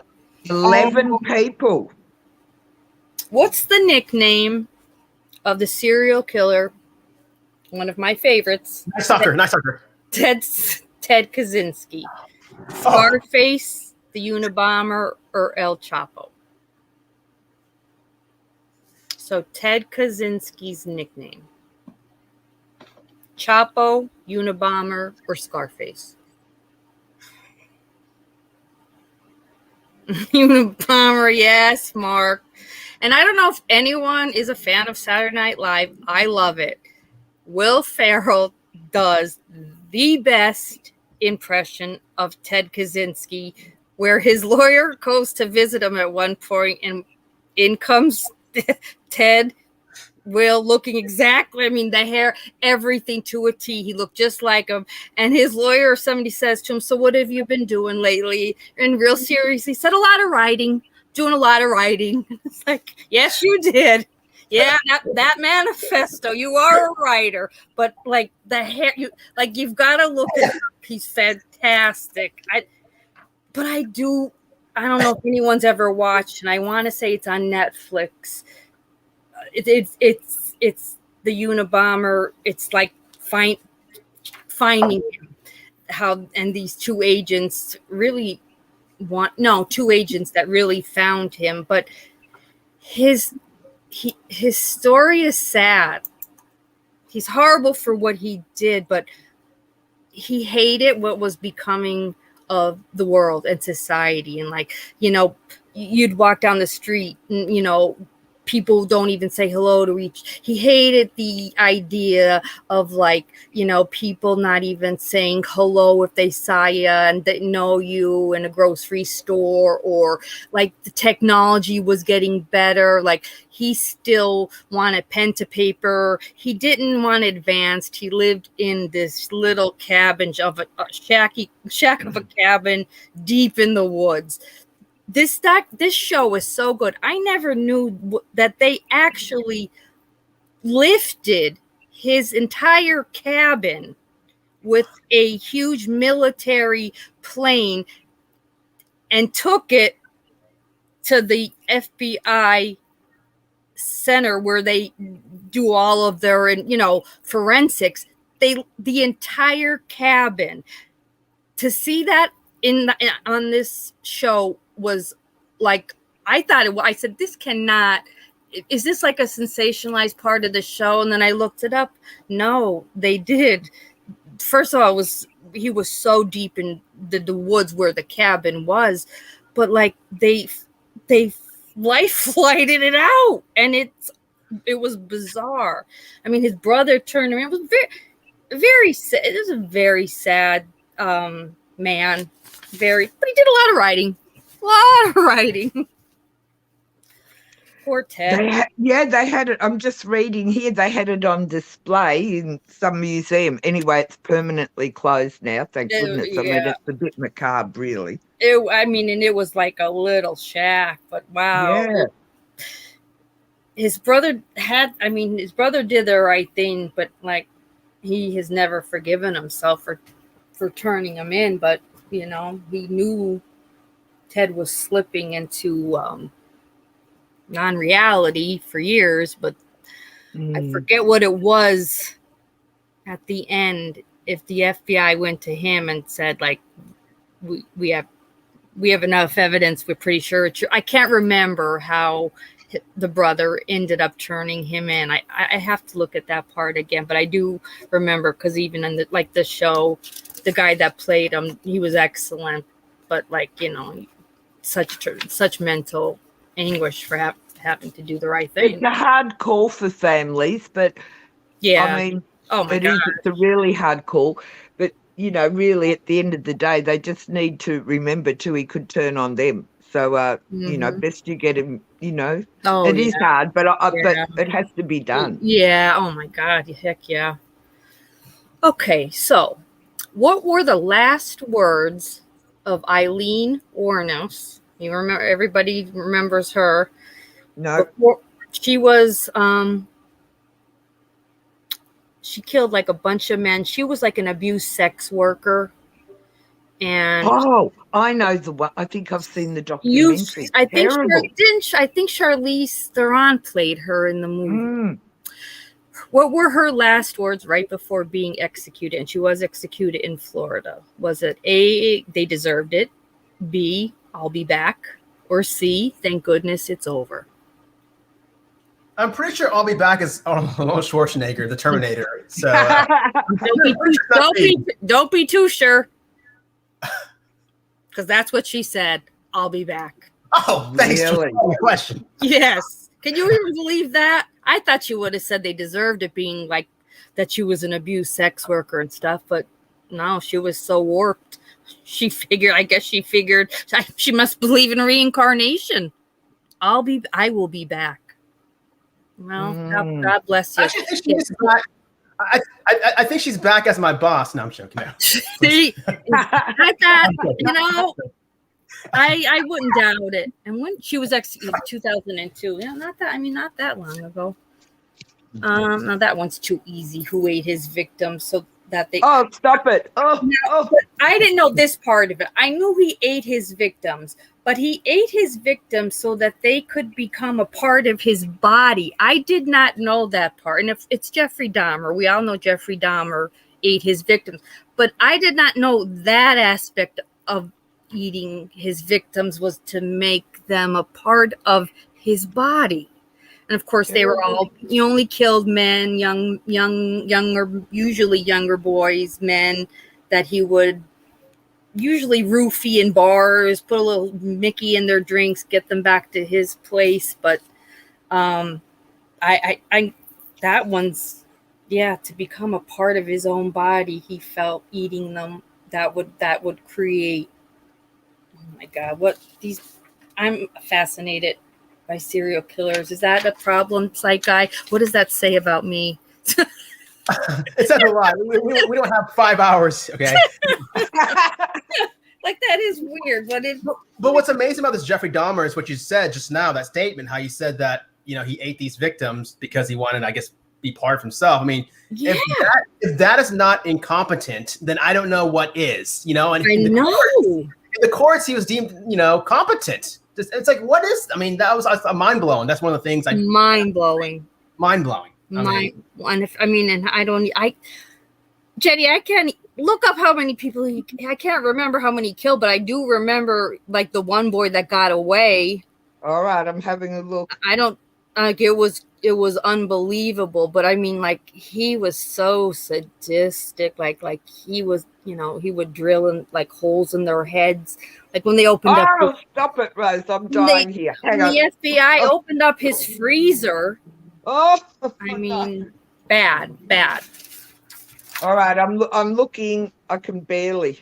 Do you know? I watch a lot of true crime, as you know, but some of the serial killers, I just can't. I can't with it. Hang on. I was just happy the way that his life ended. Oh, it says here too, with all the questions. Before I go further, it says, some I don't want to read. Others, he goes, was he also a necrophiliac? Oh, and what did he do to animals? Well, that's always a sign when they're teenagers. I do believe that his mother said he would 17. Yeah, he used to kill animals. He, even in an interview, would talk about that. He talked about killing animals. He took satisfaction. The work I do, Rose. Yeah. We will be told if somebody has a past with a present forensic issue with animals, and it's not uncommon with, was he an abused child? What was his childhood? I don't know, and I don't know. I know he was gay, but I don't know if his family knew he was gay. So I don't know if he was like, let me have a look. That made him an angry person. I don't know a lot about his back history. Yeah, I'm just. I remember his mother, an interview with her and him, though. That he did used to take pleasure. I think there was a pretty big issue. I just can't remember. I'll just have a quick look now. Dennis Nielsen is our UK version of Dahmer. I've heard of his name, Juror 4, Dennis Nelson. So he was another cannibal. No friends to talk to, didn't form attachments. By the age of 13, he had no one to talk to. According to Dahmer himself, at this age, he began to have dark fantasies, alluded, he was a necrophiliac. He just had a deviant mind, because his parents, I remember in the interview, they were nice, normal people. Well, that says that Joyce, his mother, suffered depression and attempted suicide. His father was preoccupied with his doctoral work, largely absent, and he was isolated. He had no friends. Around age 13 was around about the last time he'd had a friend, and his mother was hospitalized. Well, but they were nice. Like, I mean, they were. His father was trying to get ahead in life, probably, and his mother was a mom with depression. Didn't mean she didn't love him. He was a deviant. He just had that mind. Yeah, awful. This one I never heard of this one. So hang on, he had surgery as a child too. It says here, a double hernia as a child. Is that? Oh well, that's interesting. That shouldn't make him a serial No, I wouldn't think so. I don't know why that's in there. Yeah, he was just a deviant. There's certain minds that it's just innate. Yeah. And I think Terrible. Okay, so what was the serial killer Metal Fang mostly known for? Now, I never even heard of this serial killer Metal Fang. He had a pet wolf, he had metal teeth, or he had a group of aggressive dogs that he would take on his killing sprees. Wow. So either he had a pet wolf, he had white metal teeth, or aggressive group of dogs that he would take with him. Metal Fang.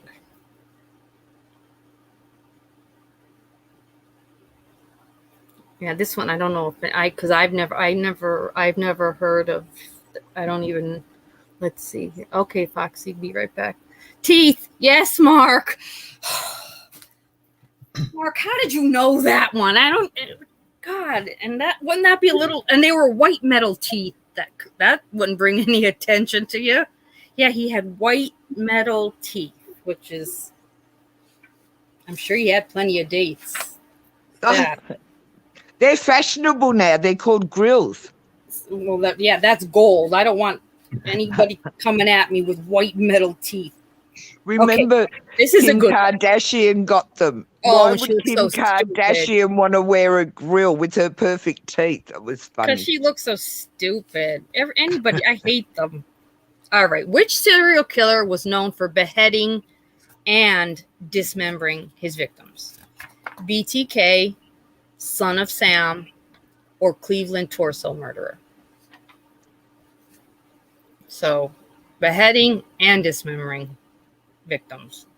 BTK, Son of Sam, or Cleveland torso murderer? I think the name gives it away, doesn't it? Well, I wasn't sure between two. I knew it wasn't Son of Sam. Cleveland, yes, it was Cleveland. The Cleveland torso murderer. He's my next project, the Cleveland torso murderer. If that name doesn't give it away, I don't know what will. I think, come on.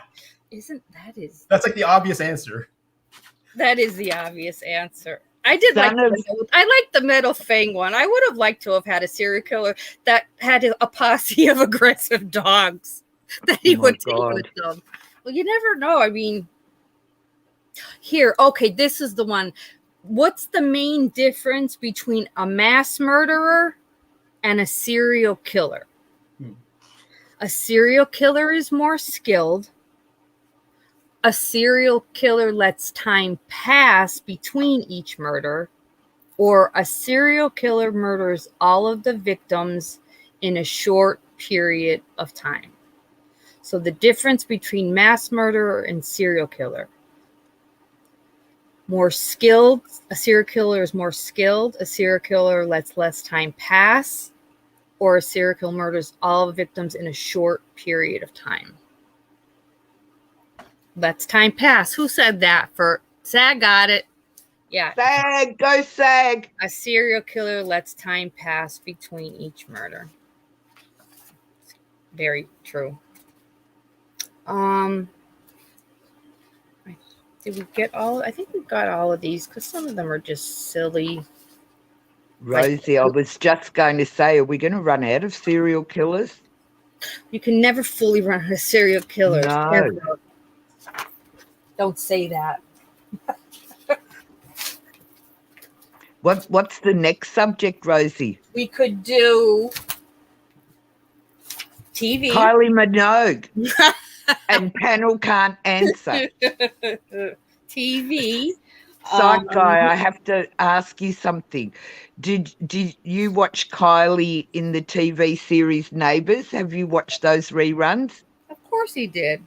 I have never. No, I've never. No. Oh, you wouldn't recognise her.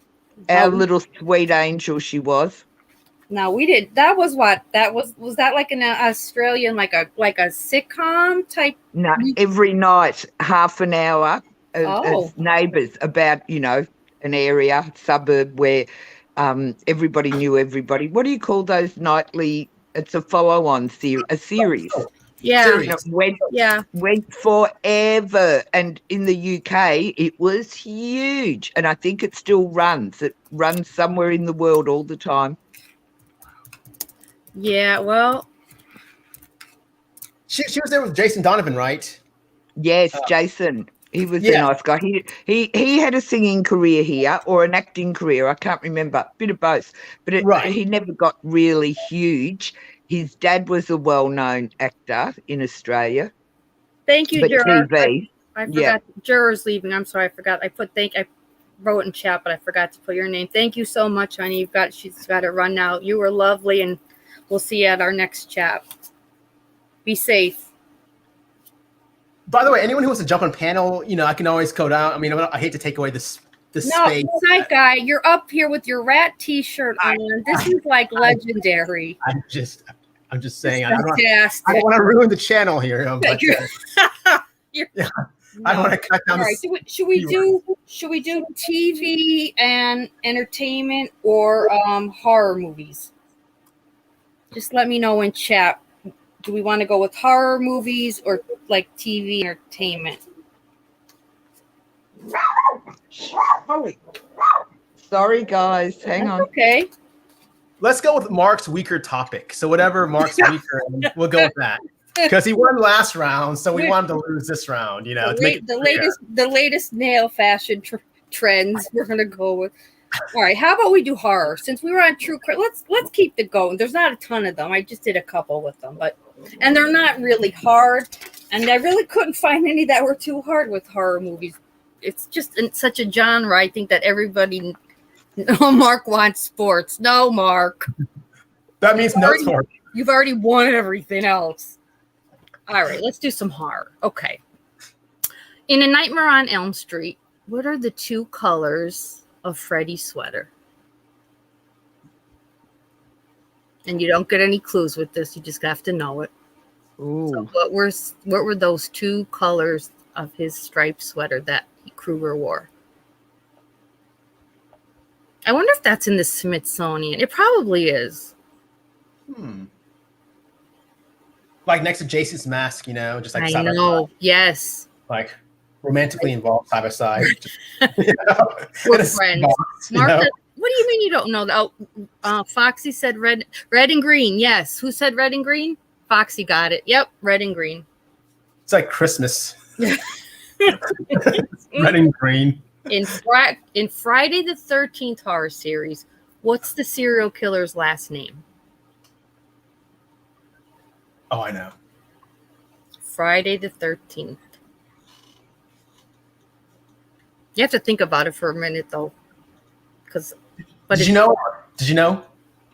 I did, because that was what I think that might have been one of my first real horror, Voorhees. Yep, Jason Voorhees. After his mother was beheaded, he took over. Yeah, so Jason Voorhees took over his mother's killing spree in Friday the 13th, Part 2, after his mother was beheaded, because she killed in Part 1. She was the killer in Part 1. I've never watched any of them, Rose. Oh, I don't even know how many there are now.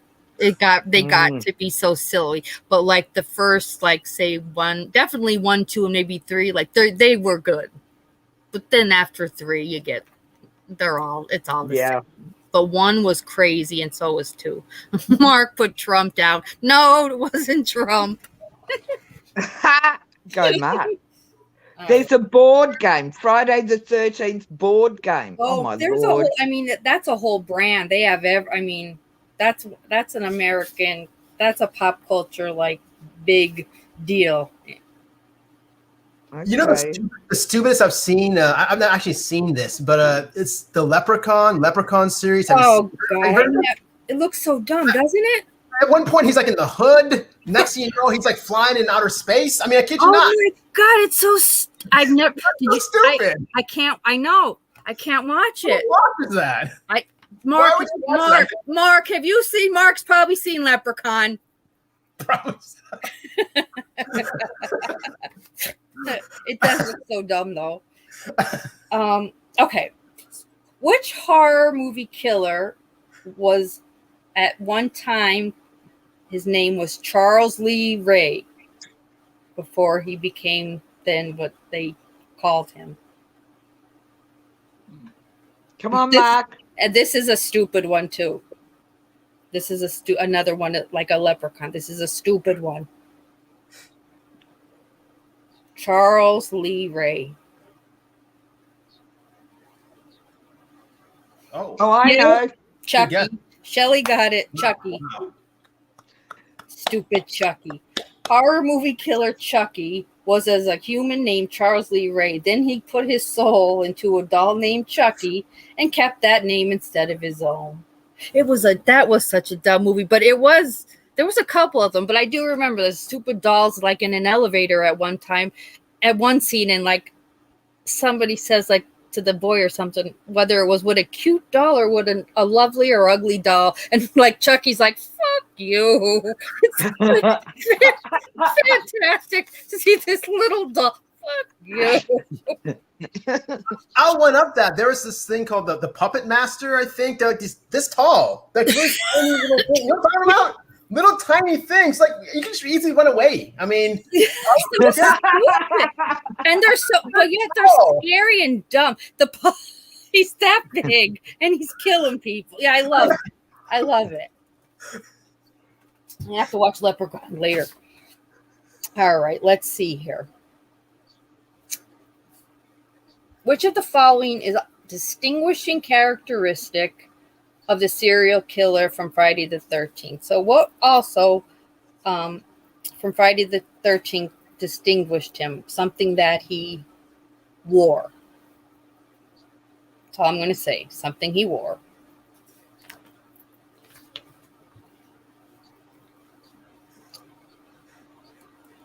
So that again is Jason Voorhees.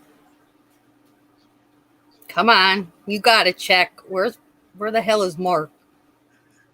Mask. Shelley got it. Good going. He wore a hockey mask.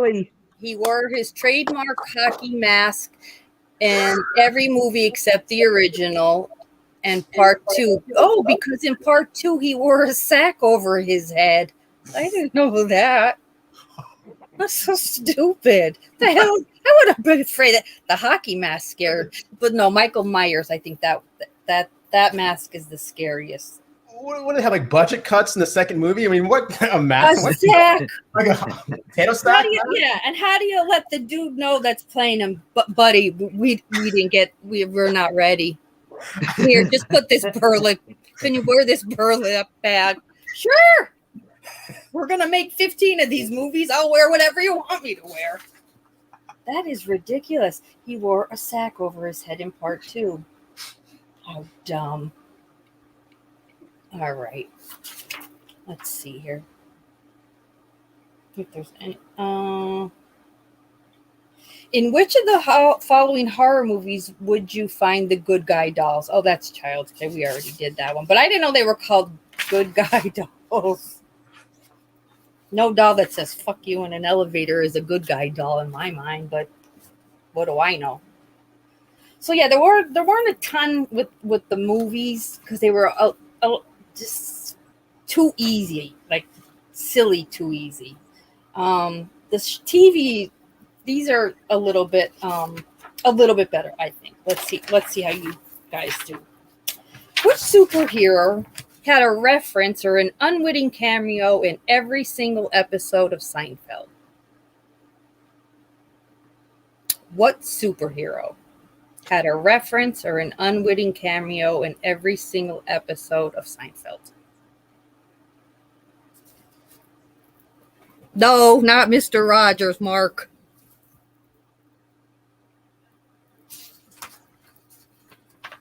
I'll give you one clue. It was a prop in his apartment. It's the only clue I'll give you. Nobody in chat? Nobody? Come on.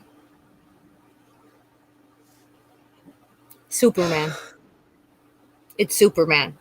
On his shelf, in his where his couch is, behind the couch, there's like that bookshelf. There is a Superman.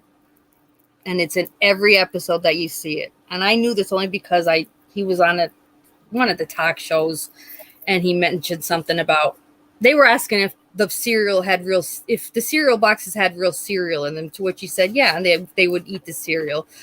And they were like, those cereal boxes they're in every episode. He said that in the Superman, and that's how I remembered that, which is if you look, then you notice it every time. It's not a huge, but it sticks out now that I see that.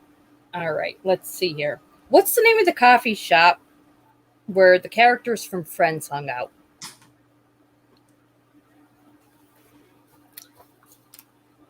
And it is an actual coffee shop in New York. Have you been, Rosie? No. And I don't know if the name of it is like, I'm not sure if I like the name that it's named on Friends. I'm not sure in New York if that's the same name, but it is where they would like film the outside of it. Yep, Central Perk. Good going, Angel. You got it. Angel and Shelly got it. Yeah, Central Perk. Oh my God, these Good Guy dolls, original, not copies. Yeah. It's starting on eBay $6.99 plus shipping, like American. So that'd be like $1,000 for us. Wait, there's there's really the real Chucky dolls. Yeah. They're called Good Guy dolls? Yeah, and there's all different varieties. You can buy, part 1, part 2, and with fireman's hats, with a pizza face one. Oh my God! No, but I want one that curses. I want one that curses. Yep, there's a talking one. Yep, but they're very expensive. They're UK. Let's see how many pounds they are. That's crazy. Oh, for a replica of the original, £459.99 pound plus £63 postage. So you won't be getting a talking. So that's like over 1,000. You should always keep your childhood these toys. People collect though. I mean, they're so. I mean, but they're such hard fans. Yeah, they're such. You can get little shoes with shoelaces written, Good Guys written on their shoelaces. Oh my God! I can't believe £599 plus £70 postage. Wow, Angel, that's right. A cursing Chucky doll would be cool. And the way he said it was so good, like under his breath, he knew enough not to say it real loud. Fuck you. I'm just going to look if I'll mute. I'm going to look if I want to hear on YouTube what the talking one says. I'll get back to you. Okay. All right. Let's see here. Some of these are too. Okay. This one I didn't know. What show was originally called Friends of Mine? I did not know this. I never knew that it ever had a different name than what I knew it as. So it was originally called Friends of Mine, and I don't know if it was after the first season or at what point they changed the name. And I'll give you one clue. It's one word, female. One female name, one word. It's a name, an actual name, not like like a name, like Oprah, but it's not Oprah. And that's the only clues. That's it. So I'm all monsters. No, Mark. Psych Guy, do you know this one? I'm gonna guess. Is it Maud? No, that's a good guess though. Valerie. It's Ellen. Oh, Ellen. Oh. I did not know her show was ever anything though but Ellen. But I didn't watch that. I didn't watch that show. So, The Addams Family. Shut up, Mark. I love it.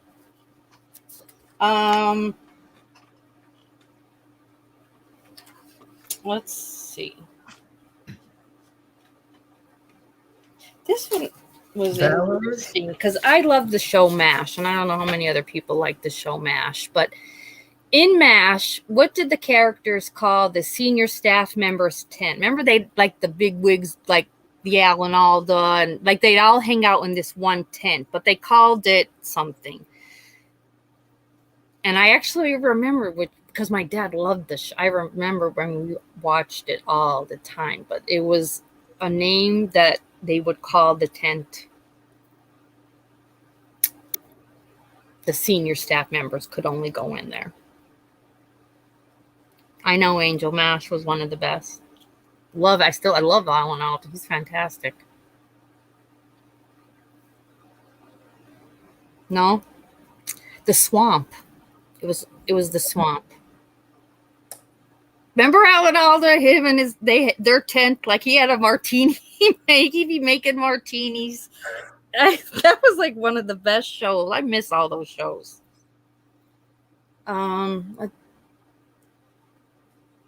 Which sitcom is based on an older sitcom called Love American Style? I did not know this. So the sitcom Love American Style kind of branched off, and this show, which was a very popular show back in the 70s and 80s, was then kind of came out of that. I don't know if anybody will get this one, but it was Happy Days. So Happy Days was based on an older show called Love American Style, which I have to look up because I don't know. I've never even heard of that. Interesting. Huh. Which hit TV sitcom takes place in and around Princeton Plainsboro Teaching Hospital? So which TV show took place around Princeton Teaching Hospital? I did not watch this show either, but this was a big show. I didn't see it either, but this big show, I think I know what it is. I'm going to tell me, because I'm going to let you. You should get this one. You should get it. You should go for it. It starts with F? Because I didn't know it. I didn't know this. I never watched this show. I never either. It starts with an S? No. Oh. I thought it was Scrubs. Okay. What did you think it was? What did you think? Scrubs? Oh, I watched. Oh. That was a great show. Dukes of Hazzard. Mark. That's ER? House. Remember the show? House. Oh, was that his name? Was he Dawson? Yes. Right? Is that? Oh, yeah, I did. People loved that show. I don't know why I just never got into it. I think what it is that because I'm in the medical field, I never got into those medical shows because I always see it, in real life, and I don't know. But I liked ER. I liked ER, but Scrubs was good because it was funny. But House, yeah, I didn't watch House. And here's one more. Where do the Simpsons live? Oh, come on. That's obvious. Well, I didn't watch The Simpsons, so I didn't know this one either. How can I know this? It's like one of the best shows.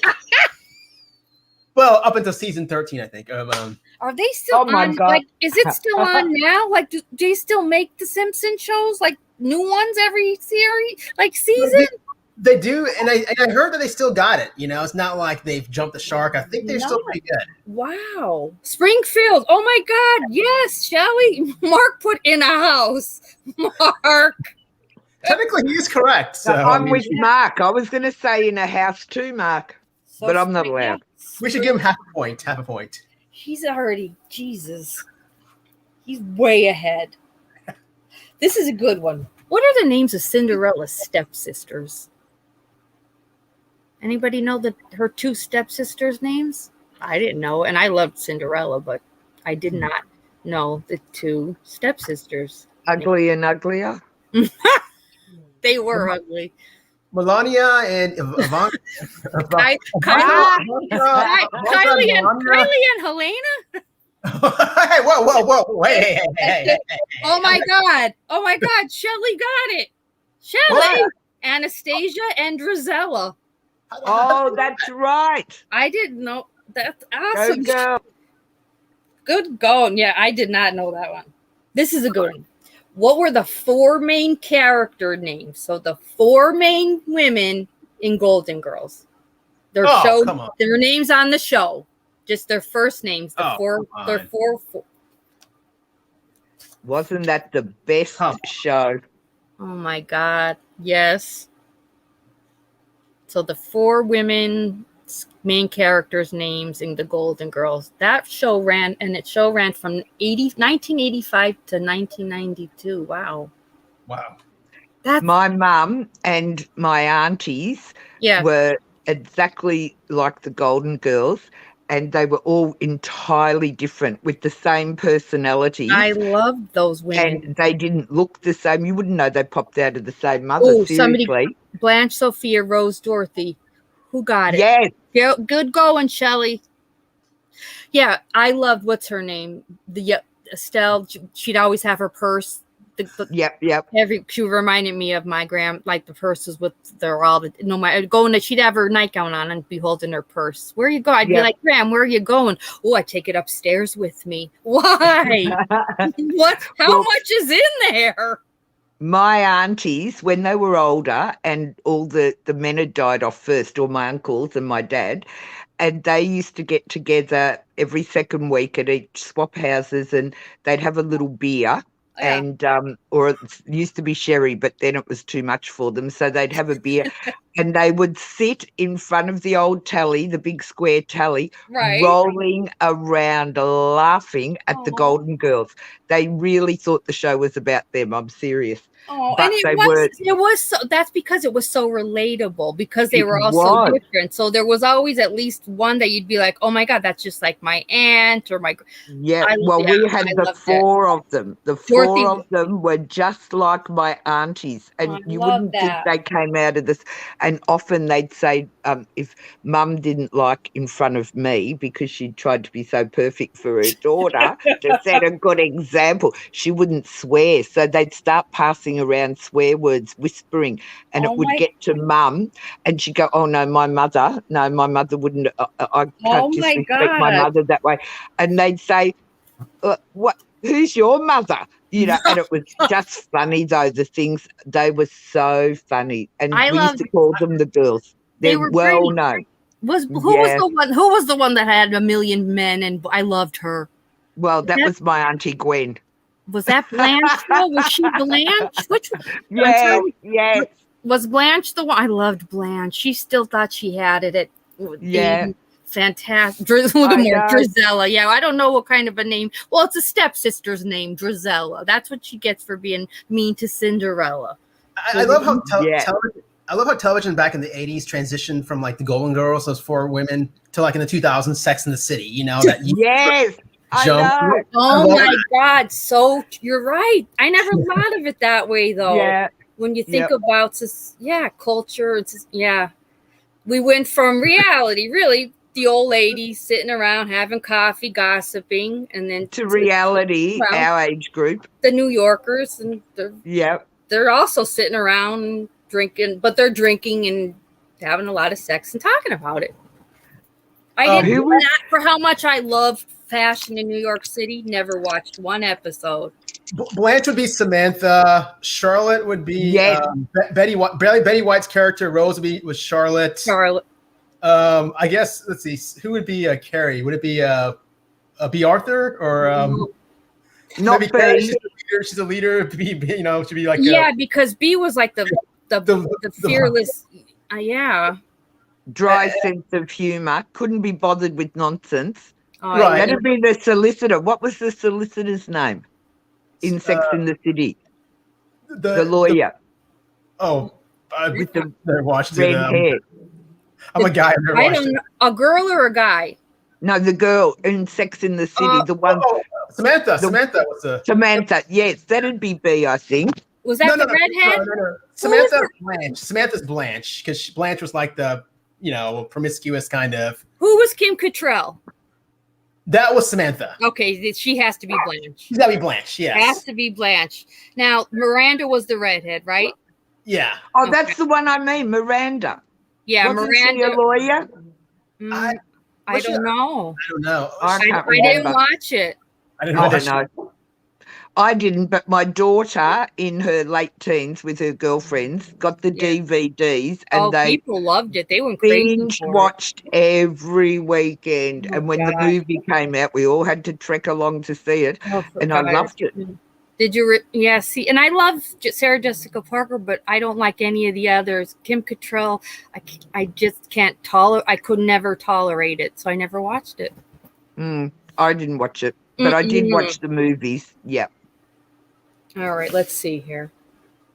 I remember I saw like one episode of Sex and the City. It was the very beginning where like they're standing outside. I gave it a chance. I gave it a shot. Yeah. So I was watching it, and there's one scene. They're standing outside a New York, dance club, and they have this character Charlotte. She's I guess the more innocent one, naive one. Yeah. She comes running, and she's like, "Hey guys, like, oh, what did you do to your hair?" And he's like, "Oh, I kinked it up." It was like a little curlier. You told me to be kinky. Yeah, she was the naive one. That's you. You told me to be kinky. Oh my God. What was her name on the show? Charlotte. Yeah. Yeah. Let's see here. I was just looking at something about it because this was something I didn't know either. What is the biggest selling music single of all time? And I find this hard to believe. Oh. Wow. Jenny, can you look it up? Because I wanted to make sure. Then I'll see if somebody gets it, but I did not. I think I know. You do? I think so. Because I would have thought it would have been like a Michael Jackson or somebody like that. But let me see. Psych Guy, what's the first letters? Tell me, and then I'll tell you. W? No. It's 4 letters. It's 4 words, and the first word starts with a C. Okay, I'm looking it up. Oh God, I'm in the wrong. The biggest selling music single of all time. I don't know why in my mind, like I was thinking Thriller or something like that. Nobody in chat. Is it give me the year? Like, is it 2000s? 80s? 97. Okay, 97, and it was.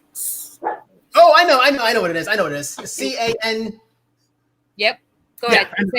Say it. Oh, yes. Candle in the Wind. Candle in the Wind. Yes. Yeah. Yep. 1990s when Princess Diana died. So see, I was thinking We Are the World, back with the. Oh yes, I'm going to be doing a show on that too, because that is a whole other. Because with Bob Geldof and Paula Yates, like there's pictures of Paula Yates at Live Aid sitting next to Prince Charles and Princess Diana. Like she had. It's just bizarre what her life went from. Like, they were poor though. Like they weren't rolling in dough when Bob got everybody together and they made that that song, and then the concerts and everything.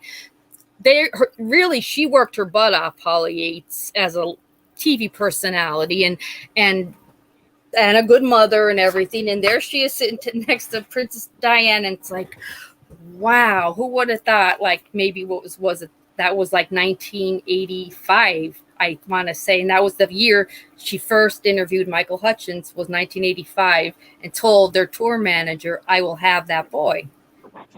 And the Michael's tour manager said, "Don't even look at him. You're married." And then in 1995, she had him. And I like that comparison you did on my live stream when you said Geldof's like the saint. The saint to the sinner, they called it. Hutchence was like the sinner, kind of like the bat. I love that sort of comparison. It's so spot on. And I did a clip, one of my teaser clips. I put it in the clip when Yates left her husband for Hutchence, the British tabloids went crazy, and it became Hutchence the sinner to Geldof's the saint. And somebody was so mad. The comment was like, I take offense to that. I commented back, you're a little late. Michael's been dead since 97, and I'm not the one calling him that. That was the British press. He's like, well, not all Brits hated him. I said, oh my God, I'm thinking, you're not even one of my subs. What do you care? Don't argue with the Brits, hey, Sag. They were really mad about it, and I'm like, I don't believe it either. And I said, and I love listening to Bob Geldof. Like, he has a way with words. Like you look at him, he looks homeless, and he'll even say like he doesn't shower for days. Like he doesn't care about aesthetics at all. In fact, he's almost infuriated by all of that. But when he talks, like he stops me dead in my tracks. I'll listen to him no matter what it's on, and I'll walk away like liking him more. I can't not like him. I hated him at the beginning because I loved Michael, and it was like you were terrible to Michael, and you drove him, and it really wasn't. It was a man that desperately was trying to keep his daughter safe because he knew that Michael and Paula were doing drugs. He was doing the right thing, but the way it all went down was horrible. And at the time, 1997, I wasn't researching Bob Geldof's reasons. So, people, the Brits loved him, but I hated him. But then when I really did all this research, he not only adopted Tiger Lily because, and he adores her. And when Paula died, like, talk about the funeral that he gave her was like the best of the best for everything. So, for stepping up to the plate and adopting Tiger, I have that respect. His parents, the Hutchence, at first were going to fight him for that, but then they realized taking her away from her sisters, the 3 Geldof girls, would have been, she was already traumatized by 4 years old. You don't have your mother or your father. You're an orphan at 4. So they were cool with him adopting. And then he stopped. Then it got bad. Like, the sister Tina would make arrangements to come to Australia and then, or to London, and then he'd take them out of like the country. So like none of the Hutchence had a relationship with Tiger. And I think it was odd. Still does it, but Tina shouldn't, because she talks terrible about Paula, but she can't understand why Tiger Lily doesn't want to have a relationship. I want to say, but you talk the stuff you say about her mother. She's listening. Just stop talking about her mother, and maybe she'd want to know you. Yeah, you're her. Yeah, for sure. But she says, Michael was leaving Paula and all. That's, it's all hearsay. Unless it came out of Michael's mouth and he wrote it somewhere, it's all hearsay. The bandmates even say it. His friends say it. He was at the end, he wanted out. But that's hearsay. And they have a little girl. They had a little girl together who's now 25 years old. So it's like, think about things before you write them, because you're her aunt. And I could see why she wants nothing to do with you for the stuff. The names you call her mother alone are horrifying. Whether she was, a drug addict or what, she did love her children, and she was severely depressed at the end. She couldn't get over Michael's death. She couldn't get over his death. Yeah, she did love him for sure. But I think it was, it probably would have eventuated that they separated just with Michael's track record with girls. And if she was a bit crazy, she was probably just exhausted emotionally, she working out how to hold on to Michael. She says it in that. Oh, you didn't see that. I'm going to show that part of the 60 Minutes interview after he did die. That she said, because he's like, he was God's gift. The interviewer says to her, like, he was God's gift to women, huh? And she's like, well, not every woman. He would give a few women gray hair, I'm sure. Like, she wouldn't come out and say. But in her mind, it was only a month. It was a month after his death. She had tried to kill herself in September. He successfully killed himself in November. Right after he died in December, she had to go into rehab. It was just like a chain of events. And, by 2000, she was dead. Yeah. So, I think at all costs, they should have done the right thing around the mother, and because it's so important for a child to know their extended family. I know. And it probably hasn't worked out well for Bob. Like, they don't necessarily get on that well anymore. Bob and Tiger don't speak. Bob and Tiger, and I don't know what it was. The argument was over, but they don't write. Like maybe the past few years, they don't speak. Yeah. So that's sad. It is. She lives a bohemian lifestyle. She is like her father. She likes, she's low key though. She lives in Perth. Her boyfriend's a musician too. She's a musician. They play their music. Pretty much every friggin' picture of her, she's never wearing shoes. She makes me nervous. I'm like, would you put a pair of shoes on? Like, she's very bohemian. Looks just like him. Got no money. There was no money left. From his. And I've never ever seen her in the media here. No. Never. No, never. And she would earn. She could just do interviews, and she'd earn a lot of money. I think she's got good principles. She does. I mean, when they did that in 2019 was when Richard Lowenstein did that Mystify documentary, but he went to her and said, I want to do a documentary. He wanted everything he told her he wanted to do. And she said, what do you need? Like, what do you need from me? And he said, I need you to ask the members of In Excess to let me use some of the music. So like she called them up and they like allowed 9 of his songs to be used in that documentary, which is fantastic. But the better part of it is Richard Lowenstein was almost frightened. He called it a squat, but where she was living, it was like a little 1-room, nothing. The girl has nothing, but she's lovely. He said, so mature, and she wanted to be on board with it, and she was so proud of it, which is fantastic. But it's sad that she's just like with this boyfriend. There's no real family ties. Both Michael's parents are dead. His brother's alive, but I don't know how much. I don't even know if she talks to Rhett. Rhett's way out there, Yeah, Rhett. And she made me mad at Rhett because he was trying to sell a lot of Michael's. He was doing some weird stuff, and he's on. Yeah. He is a conspiracy theorist. He believes Michael was murdered. No, he wasn't. Like, there's CCTV cameras. Michael wasn't murdered, but he's his brother, and that he can't get past the fact that Michael hung himself. But if he would have done a little research into TBIs, it all comes together too perfectly.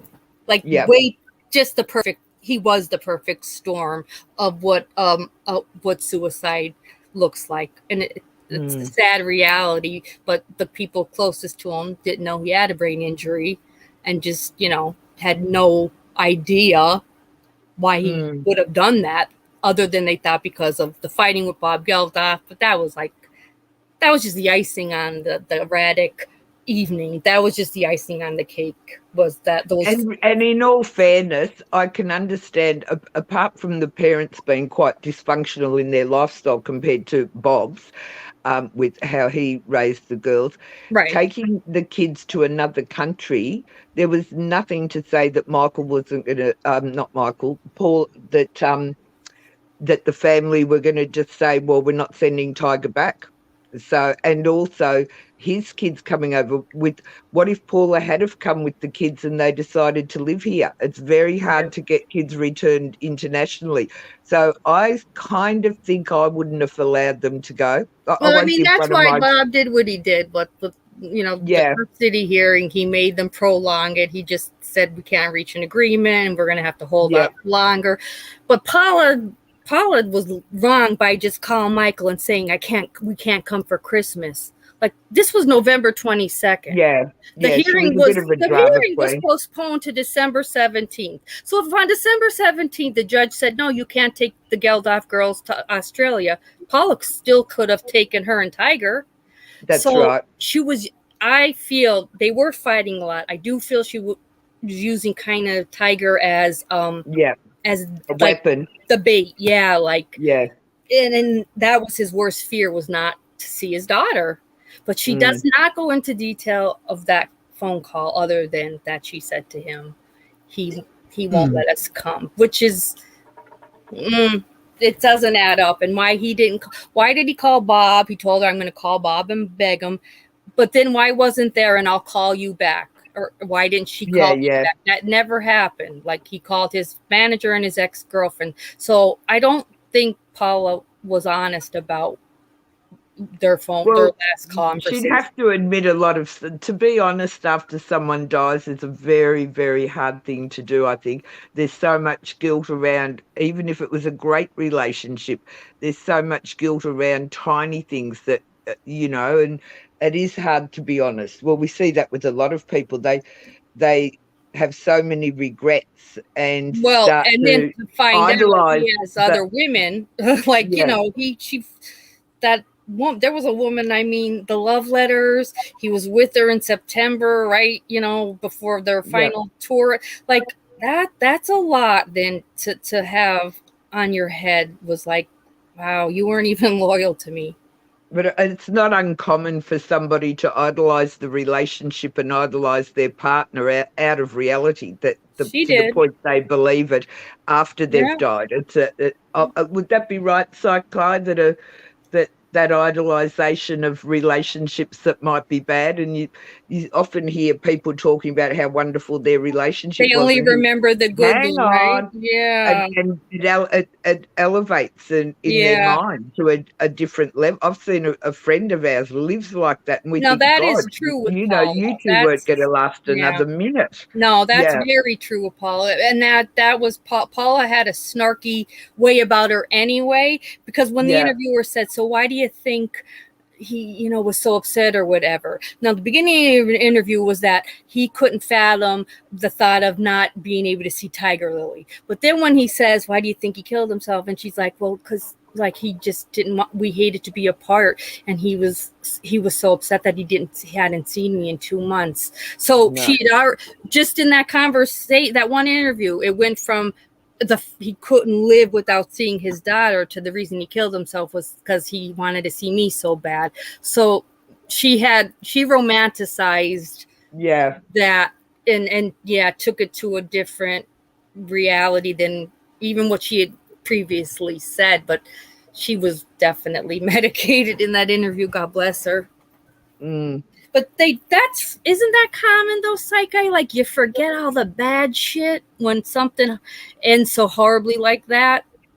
I mean, just going back to what Jenny was saying earlier, I mean, it is very common, you have this sort of over idealization of, two folks that are sort of destined to be with one another.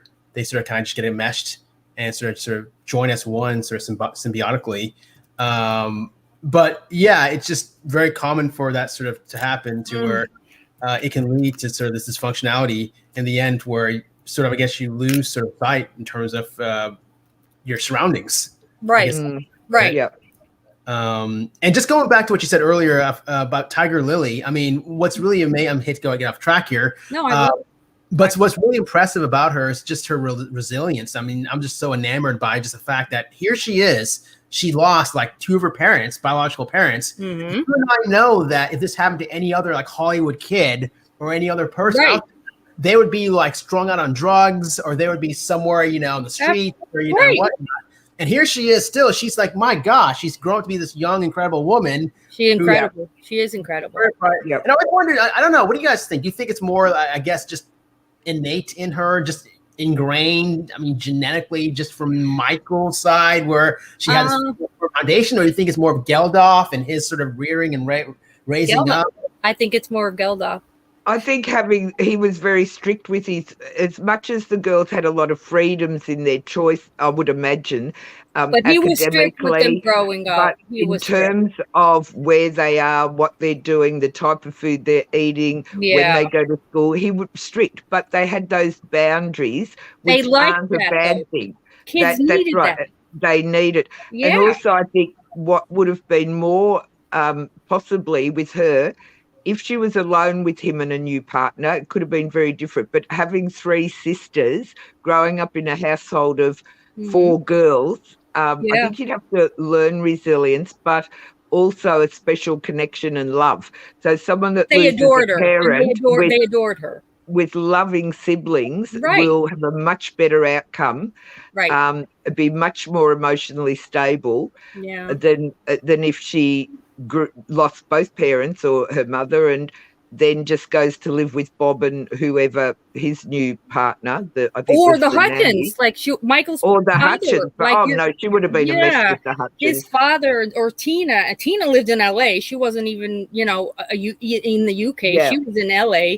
Kel Hutchence was in Australia.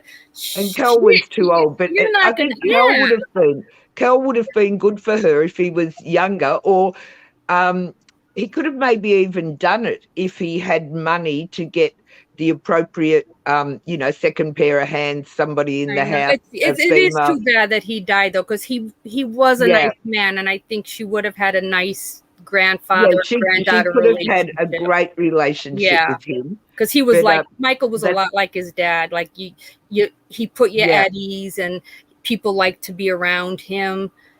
So yeah, that was sad that. Well, I think we need significant same-sex people, adults in our life, and I think the girls were old enough to fill that gap for her. They did. Because they did. How much older were the girls? Well, Tiger Lily was 4 years old on the day that her mother died. Her sister, the Geldof sister, turned 10. So Paula died on her youngest daughter's 10th birthday.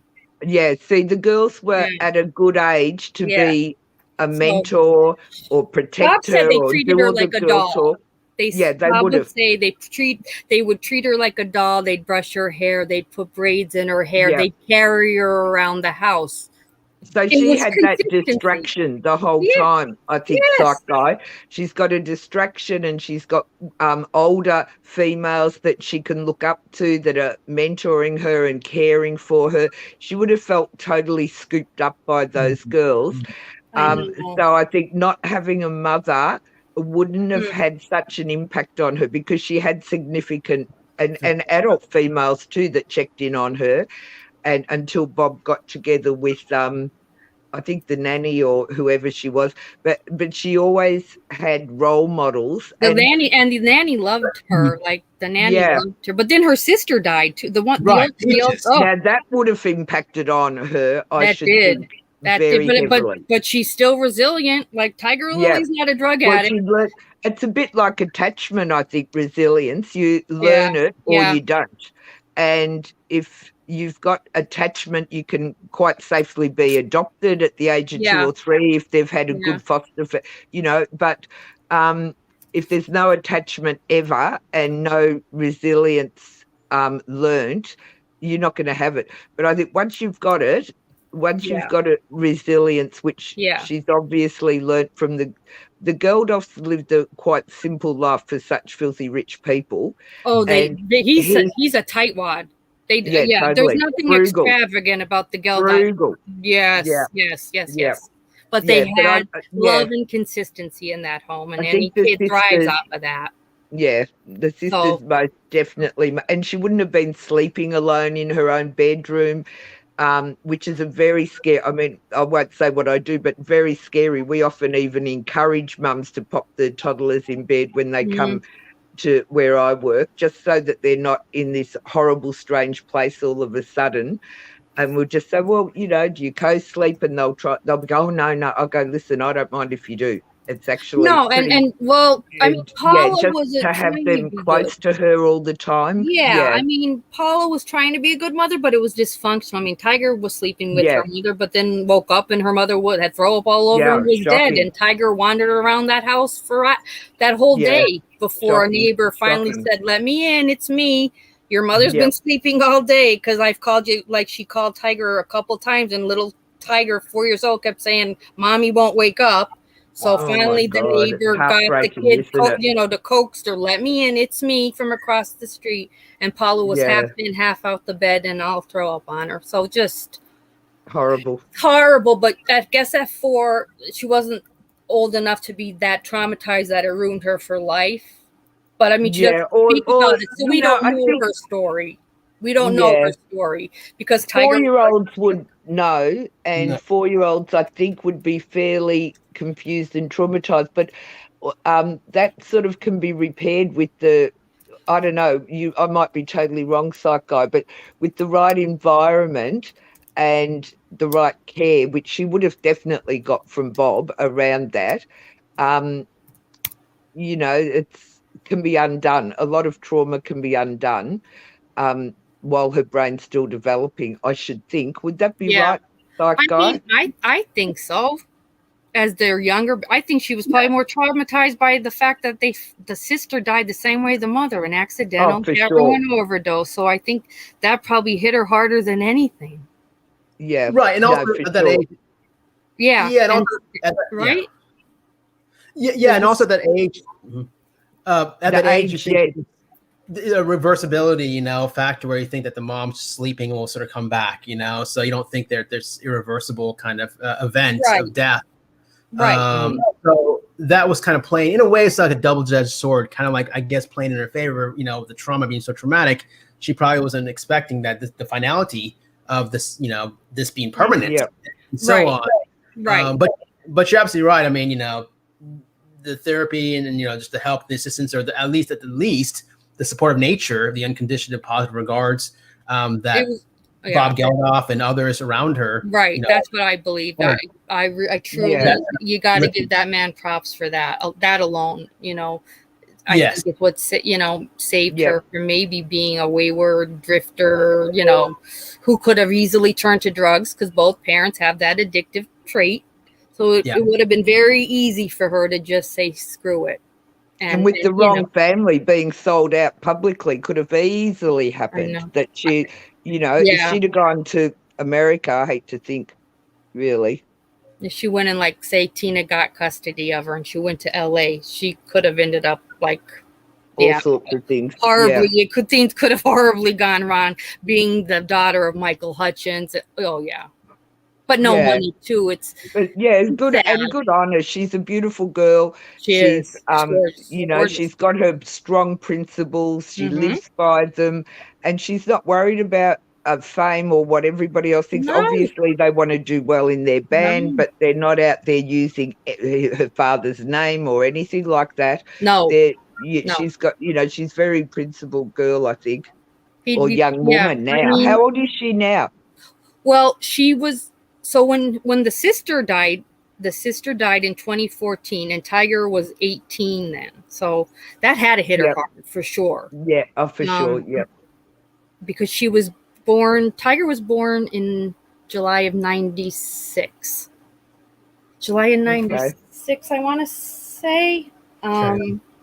Because she was then supposed to get money. So well into her 20s, she's 25, and at 25, according to his will, at 25, she was going to get, I forget if it was 50 million, like an extravagant amount of money. There's nothing. There was nothing. No. His first part of his will was $200,000 goes to that amnesty because he was big with charity. They said they were lucky he had that enough of that to give to the fund, because everything that he thought he owned, the houses, the cars, his agent or whoever he was, none of it was. Michael didn't own any of it. It was all under this umbrella that pretty much it was like owned by In Excess almost. Michael had nothing. Because we often forget that Michael was part of a band. He was like with NXS having to release permission for his songs. They're really the band songs. That's exactly it. He was the front man. Yeah.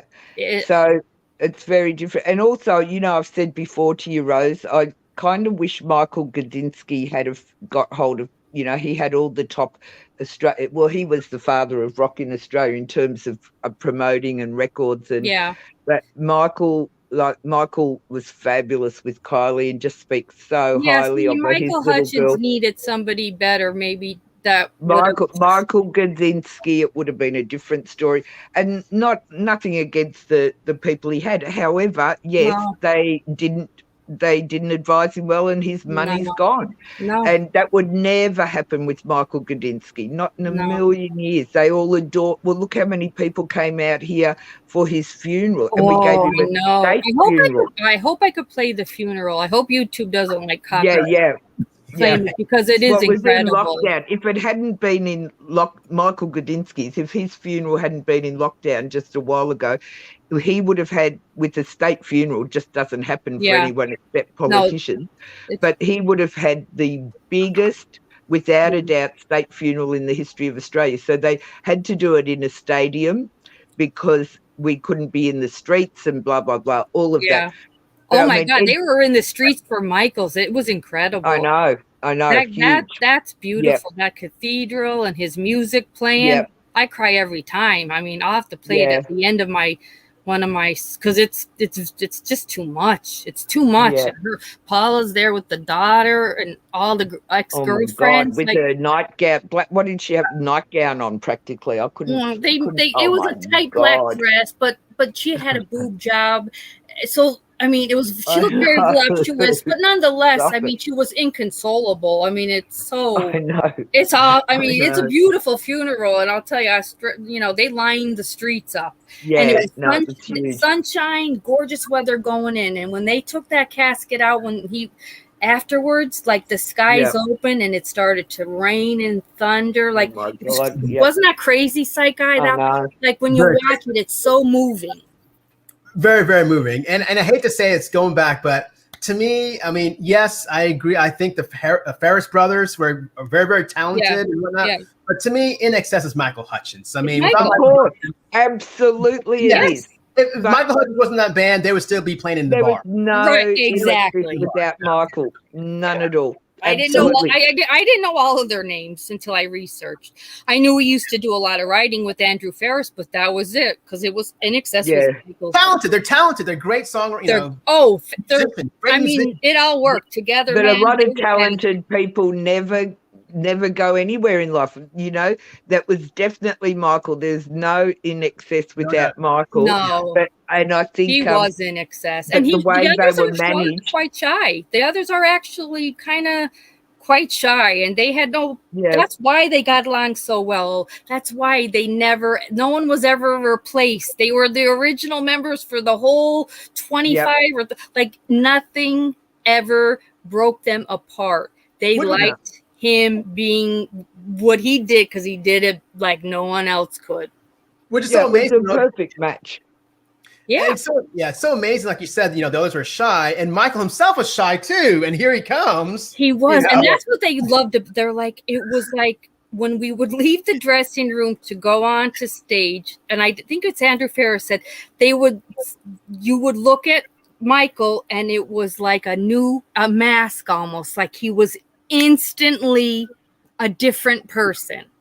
And they're like, you can't even, they could never believe, and they said it was every time because we would watch him. We would leave the dressing room together. The minute he'd leave it, he'd start walking down the hall, shaking everybody's hand, looking at the camera, posing like totally different person. And he got on that stage and he's transformed. He was like, we want everything you want it. And they could do everything they did. I wonder if the Ferris brothers, the others had the same management, same solicitor, because I don't know how wealthy they are, but they're certainly not as wealthy as they should have been, and Michael should have been. They all had the same. They did. They all had this. Yeah, I can't remember his name, but he's the guy that went to the precinct then to collect. He collected all of Michael's personal belongings because he posed as Michael's lawyer, but he left the belt that Michael hung himself with and told the lead inspector, give that to his father. Oh my God. Yeah, that's in part 2. It's a very touchy subject, this whole thing, and I strictly went by the lead inspector's report, the coroner's report, because I don't want to say anything wrong, but that part is so appalling to me that his father, Rhett talks about it so angrily, but his father would talked about it with tears and he couldn't even believe it was happening. He's like, they handed me my son's python leather belt and said his lawyer picked up everything else. And he said, who? What lawyer? And then when they showed the signature, he said that he's not that's not a lawyer. And then that guy disappeared pretty much. And he died a few years I've never even heard his name. Yeah, he died with all their money. Oh, he died with a lot, but Michael thought he owned that mansion in Capri. Everything he thought was his wasn't. Wasn't. Not it sad. Very, very. Do you know what? With Michael dating Kylie, without a doubt, he would have known Michael Gudinski very, very, very well. But I suspect that the band and Michael were just so loyal that they were. They made the choice to stay with the management they had, and they just weren't looked after. It would be such a, and they were living good though, because they never stopped touring. They never stopped touring and making albums. Yeah. So you do always have the perks and the free food and you're always traveling. So you really aren't looking at your bank account. You're like, these aren't musicians living paycheck to paycheck. So they thought shit was good. I mean, they were fantastic. I wouldn't have thought any different either. But like, what an eye-opening experience it had to be for all of them then, when not only Michael's will, then, whatever came of that.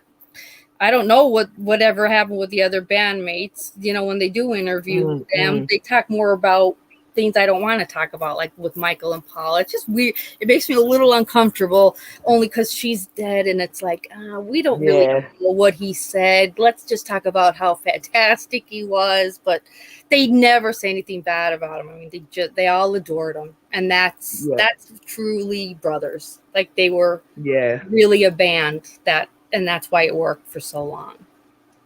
But he thought he was like getting old, and he was so worried about getting old, and he thought he wasn't good looking anymore. And then with the brain injury, he thought women wouldn't find him to be manly and attractive. Just the last years of his life were just a roller coaster, from one woman to the next, to Paula, and within months she's pregnant and you have a baby, and 16 months later, though, he was dead. So like, he didn't even really get to be a father. No. Which that was like the joy. Every interview, once they had her, every interview, like, all he wanted to talk about was her. Like, he helped deliver. They had the midwife at their house. He delivered her. He cut the cord. Like, he was very, might not have been the best partner, but he was a good father. And he loved the Geldof girls. They adored him too. So Bob did know that, because Bob did say my daughters loved him, but it became very concerning. There were one day Bob went to pick them up, and like, there was like a needle like on a table. I mean, Bob got a bad rap. Bob got a bad rap for really what he was just trying to do was keep the kids safe and keep Paula alive, because he said, I knew she would not last long after he died. I knew it. But he had to take the kids away. I mean, she lost custody. He used to let her go and eat dinner every night with them. Then she started coming there like no shoes on, drunk. And so then he only made it like holidays and one day a week. So then that day that she died was her daughter's birthday, and she wasn't even going to see her. Yeah. I mean, you've got to do somebody has to be the responsible parent. Yeah. And he was just upset that the Hutchence weren't trying to step in and take care of Tiger, because he was telling them, like, she is not competent. You need to. But Paula just avoided their phone calls. And, for her having, she said she had no money, or, Bob pretty much, she got shit from their settlement. She still had a lot of power. She did some pretty dirty things after he died, like to people, to get back at people she was mad at and stuff. She was very cunning for how sweet and cute she could be. The other side of Paula, the polar opposite side, like, I wouldn't want to meet her in an alley. Yeah. Well, Yeah, she was not. Poor Tiger. God bless you. Yeah. I'm gonna have to, like we said, for what she turned out, who she turned out to be, just says a lot for her. Yeah. For her in general. She's a strong, smart, beautiful girl. And does not, when you do see pictures of her, she's always at a beach, or she's like walking on sidewalks in no shoes. I'm like, she's not. Please put shoes on. The nurse and the mother of me comes on. Oh, where are her shoes? But she's gorgeous. She's absolutely beautiful, but very simple life. And I don't even know, like Perth, Australia. I don't know. Is that a boho? Is like, what kind of an area is that? It's pretty separated from the rest of the country, to be honest. It's we've got the huge desert between us. So Western Australia goes down the whole west side of Australia. So huge state. And the first time I went, I was a little bit shocked. It was so beautiful, but very plain. And even probably 10 years ago, I went with a developer friend of mine who was doing business there and his group, and they were like, oh, we need more clubs, we need more shopping centres. Like it's really beautiful food, beautiful weather. Perth itself's in almost not quite the middle of Western Australia, down the south end, but a really beautiful city. The beaches are different. They're not like beachfront. They're sort of, I don't know, there's wharfs and different things. You don't get a view of the beach driving down to the surf beaches. You drive inland. So it's you could see it's pretty simple. Even where, like, there's one picture of she's like hanging clothes on a clothesline. Like, it looks like my grandmother's yard. Well, it's very backwards. Okay. Some very, very, very Australia's wealthiest people live in Western Australia. Because up the top towards the north, the Kimberleys are just beautiful tourist area. And Broome, like I always want to go to Broome, one of the best beaches in the world. It costs a fortune. I can flip over to Indonesia or Vietnam for a tenth of the price, and then to get accommodation there. I mean, we've got family in Broome, but nobody sort of goes. It's like once every 5 years or something. You said Perth is kind of like isolated, not a ton of people. Well, that's what. Well, no, it's a quieter. It's quiet, which is what she likes. Like Brisbane, but you don't know what Brisbane's like. But they're both beautiful, warm areas. Yeah. Just simple houses. I mean, a lot of wealth, a lot of very beautiful areas with huge mansions, but nothing like the States, and most of it's suburban. So it's a very laid back. So I mean, we just didn't really know about it when airfares were even more expensive, and it's 4 hours by plane. I can be in Bali just about in that time. At least 4 hours, and you go right across the whole country. And then to go anywhere else, you've got to take smaller flights, which are really expensive and far and few between, but just outstanding. So it's got desert, it's got surf beaches, it's got the greenery where the wineries are, some of the best wineries. Yeah. But you've got to go along. So, from south to north is the full length of Australia, basically. Wow. But all the iron ore miners and some sort of gas line things going in now. Well, that's where he's from. Whoever the boyfriend is from there. So, I mean, you know what? Good for Perth's a nice place. But the first time I went was May, and freezing, of course, here. And I've gone over with all my winter clothes and everything. I nearly died when I got off the plane. I didn't know it was going to be so.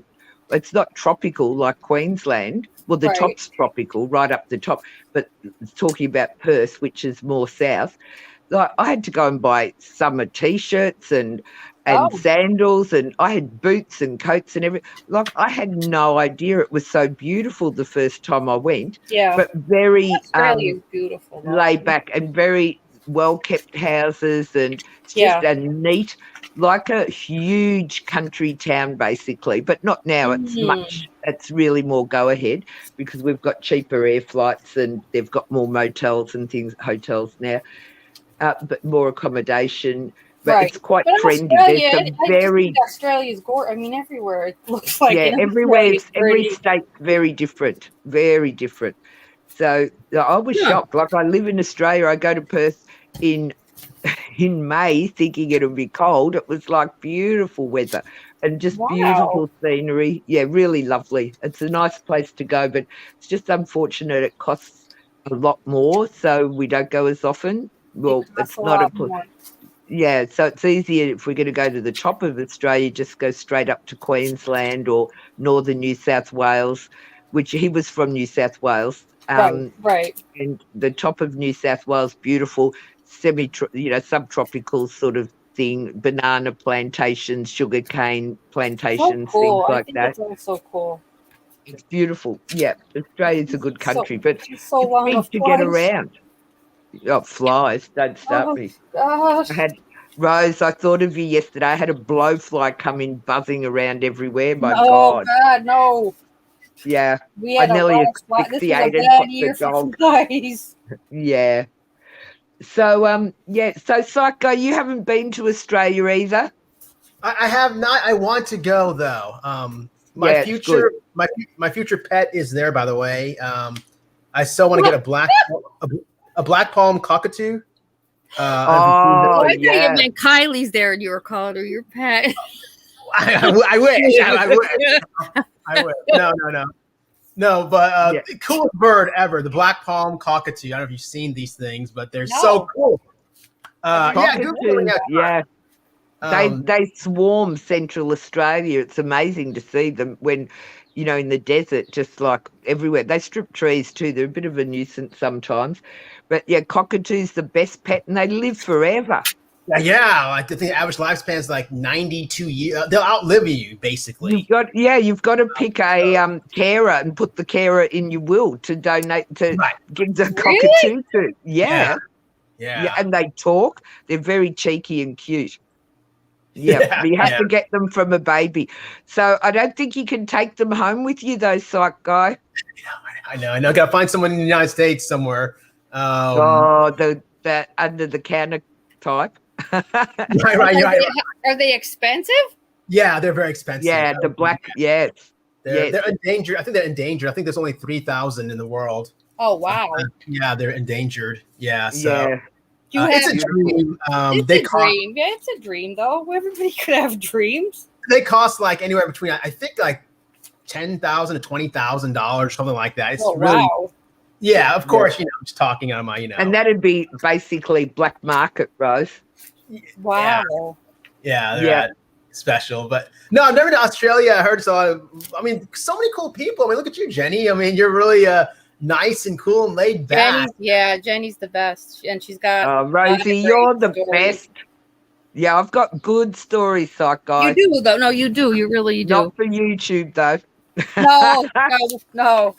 We'll talk in private. No, but you do, Jenny. I would love to tell some of my stories on YouTube. They're hysterical, but we'd have to keep it private. We'd have to do a private. Yes, they're.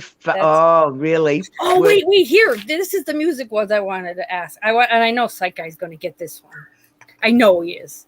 Which was the first music video to ever be played on MTV? Oh, I know this. Come on. Well, let's see chat. Come on, chatters. Chatters first. So, chatters. What was the first music video to ever air on MTV?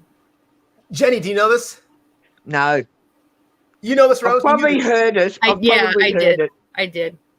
I'm dyslexic, Psych Guy, so if it's not interesting to me, my brain doesn't retain it. And it's weird because I wasn't into this song or the band, but I don't think chat knows. It's an Go ahead, Psych. The Buggles video killed the video star. What do you think? Video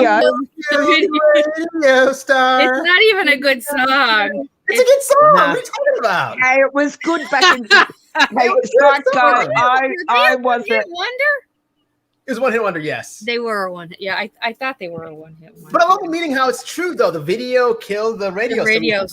Yeah, that was the first.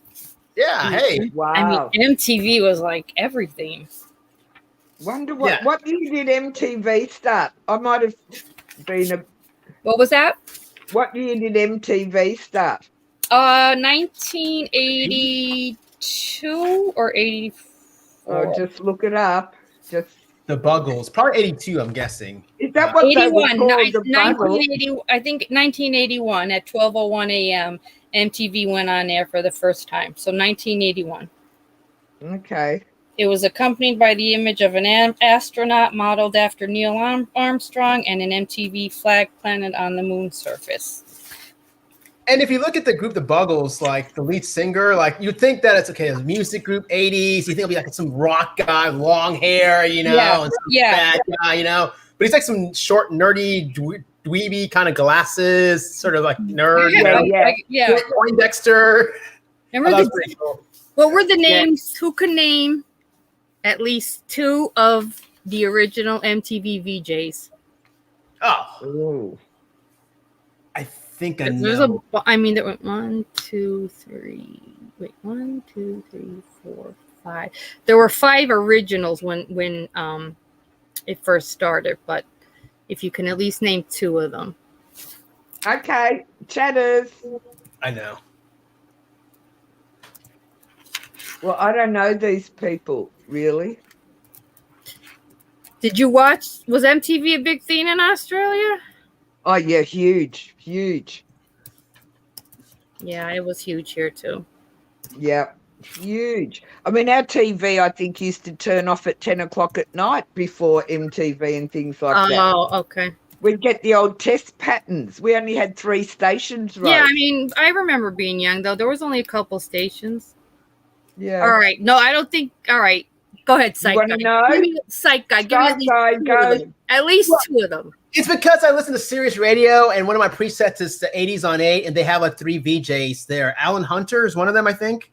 Alan Hunter was one of the originals, yeah. What about Mark Curry? No, he wasn't one of the originals. There is a Mark, though. You're warm. It's a Mark. Come on. Yes, Martha Quinn. Yep. Are you looking at your screen there? No. Martha Quinn. How about Alan Hunter, Martha Quinn, Nina? What's her name? Yeah. Yes. Keep going. Nina Blackwood. That's with B. Yeah. Yes. Okay. Those are the Sirius Radio announcers. That's how I know it. But there's those others there. I think. Remember J.J. Jackson and Mark Goodman. Mark Goodman. Oh yeah, Mark Goodman. Yes. Yeah. Yes. Mark Goodman. Who else is there? I mean, because then they got more as it. They were the first 5. They were the originals. Okay. Mark Goodman, Martha Quinn, Alan Hunter, J.J. Jackson, and Nina Blackwood were the first 5. I loved Martha. I always thought Martha was awesome. And I like that they've got girls and an African American, and they're blondes and dark. They did it well. Yeah, and that's what they played. They actually played music then when they first started. I don't even know if they make videos anymore. Everything is like reality shows, or I used to love Headbangers Ball. Saturday night they had Headbangers Ball, yes. And that was Ricky Rackman, and he was really good with that. But it got they turned into more reality, Road Rules, Real World. Oh yeah. MTV Cribs, that's a good one though. I liked MTV Cribs. We get to see the celebs' houses, but that I remember because it was like life-changing when it came on for the first time. It was like the coolest thing ever. Yeah. They got daggy clothes. Let me tell you, they look daggy. The studio was really. We went to the studio in the 90s just to go. I mean, it's all windows. It's so cool. It's real. It's like definitely if you're into like pop culture, it is a cool place to go by. All right, so let's just wrap this up with just a few trivia questions on food, and then I'll go through it. And I have giveaways. I just want my email is on my channel under my about section. There's my email. So if I have lots of giveaways. So if anybody's comfortable giving me just your name and your address, so I could send them. If you don't want to, that's fine. But my email is on my channel. And I can get those. I have enough for everybody. All right, here we go. I liked the food ones because I thought they were cute. What is the rarest M&M color? Oh, I think I know. I know. Quiet. Let's see if anybody. Let me see who's here in chat that might know it. Rose might know. Angel might know it. Yeah. Tony might know it. I don't know. Come on. They might know it. I was wrong. I said the stupid one. I said green, which it's not green, but it's brown. It's brown. The brown. Yeah, brown. I knew it because I love an M&M. I do. I know I love a good M&M. I thought that was cute. Let's see here.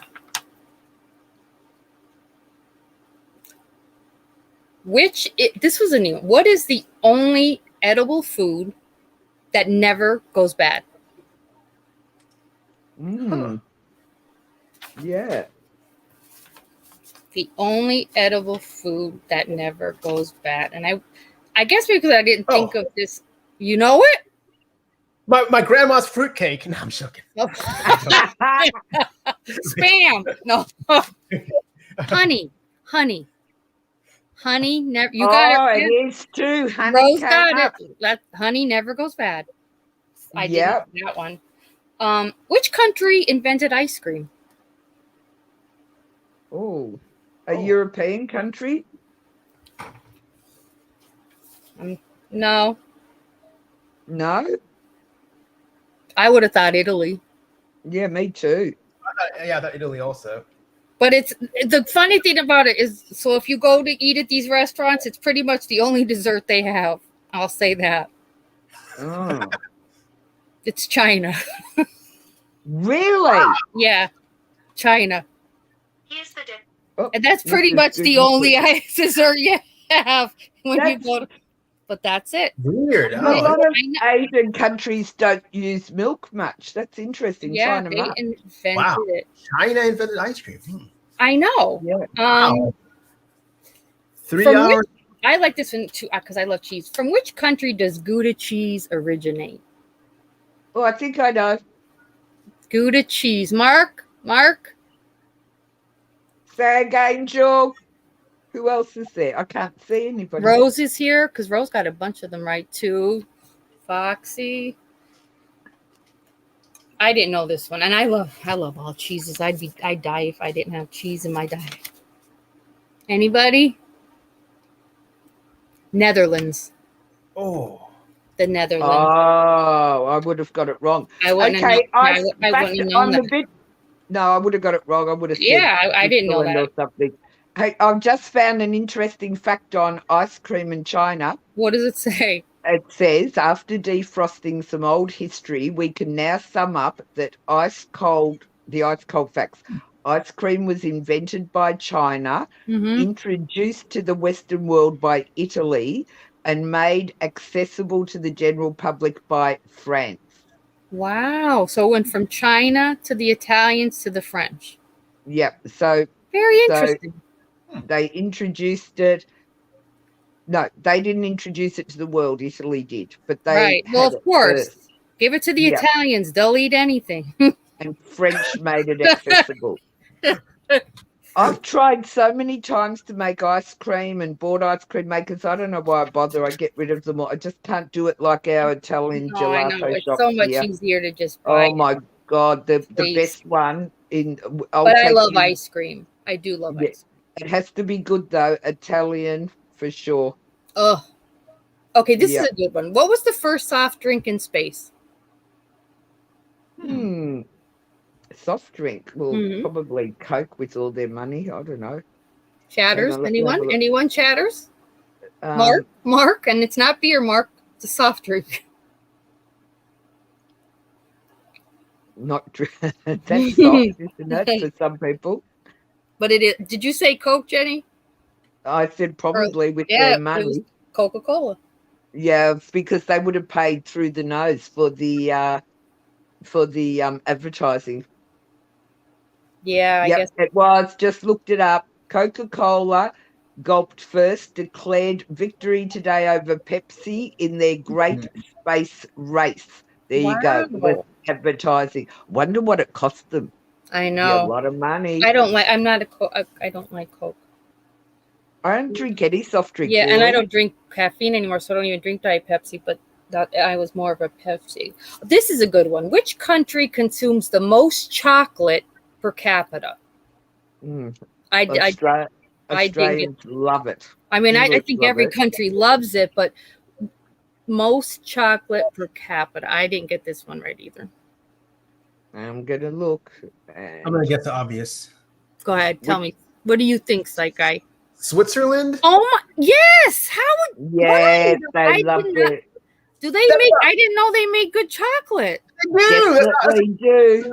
Belgium, too. Belgium chocolate and Swiss chocolate. Amazing. I mean, I've heard of Belgium, but Switzerland, I wouldn't have thought would be the country that consumes the most. No, that's a common fact. Yeah, and it's a tiny country, so if there's a chocolate factory, probably everyone's got access to it. Yeah, that's true though, and that could be why though, right? I want to say that's why. I want to say that's why Shania Twain moved there. Is that where she moved for real? I think so. Yeah, I think somewhere out there. Yeah, Switzerland or Austria. Yeah. Who moved there? What? Who moved there? Shania Twain. I think she moved to really? Switzerland or Austria, one of those countries. Yeah. I think she's back now in Las Vegas. I love chocolate. God. Yeah. And I never like dark chocolate. Like it's kid only, but I love dark chocolate. The older I am, the more I like dark chocolate. Like, well, I've started buying dark chocolate because it is good for you. So yeah, but Australian chocolate is one of the best in the world. Like, it's send me some. But you eat too much. It's so delicious. But if you have dark chocolate, it's too rich to eat too much. That's why I switched. That's why I think I like it. And I just buy the dark Nestle, the chocolate chips, so you don't eat a lot. Like you just grab a handful, but you get that.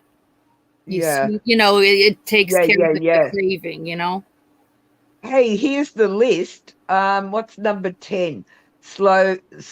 Slovakia. For chocolate? Yeah. Number 10. Well, they have nothing. What else is there to do?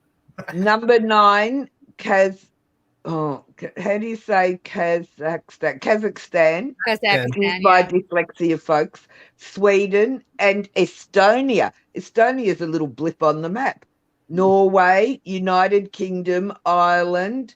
Number 3, Austria. Well, it doesn't say number 2 and number 1. Well, we know it number 1. Who's number 2? Where's Australia? Because Australians can't get enough chocolate.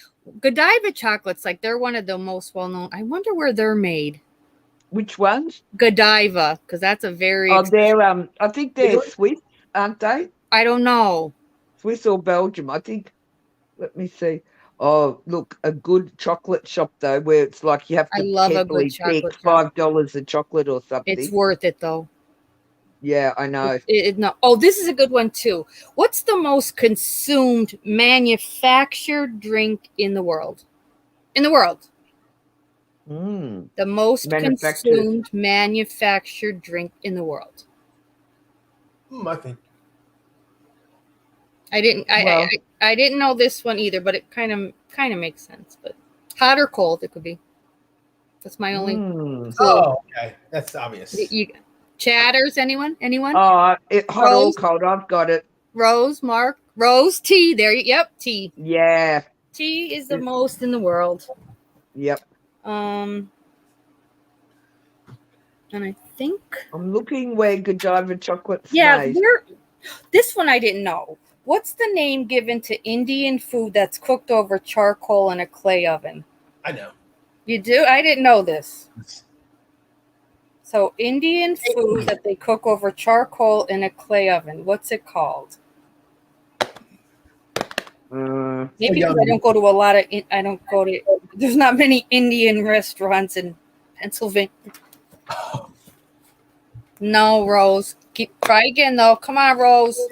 Come on, Rose. It's easy. It begins with a T. Yes. T-A. T-A. N. Not T. T-A-N. Mark. Tandoori. Oh. Tandoori. Yeah. We don't have much. We don't have Indian restaurants here, though. Top 3 foods to me. Top 3 foods. Number 1, Indian food. Number 2, Italian. Yeah. And number 3, Mexican. Those are your top 3. But that's your side. Our side of town would probably be Thai food, Vietnamese food, I like Italian, Thai. Italian for sure, and English. We all cook. No, English food done properly. I like Thai and Italian, and then what? Thai, Italian. I don't know what the third would be.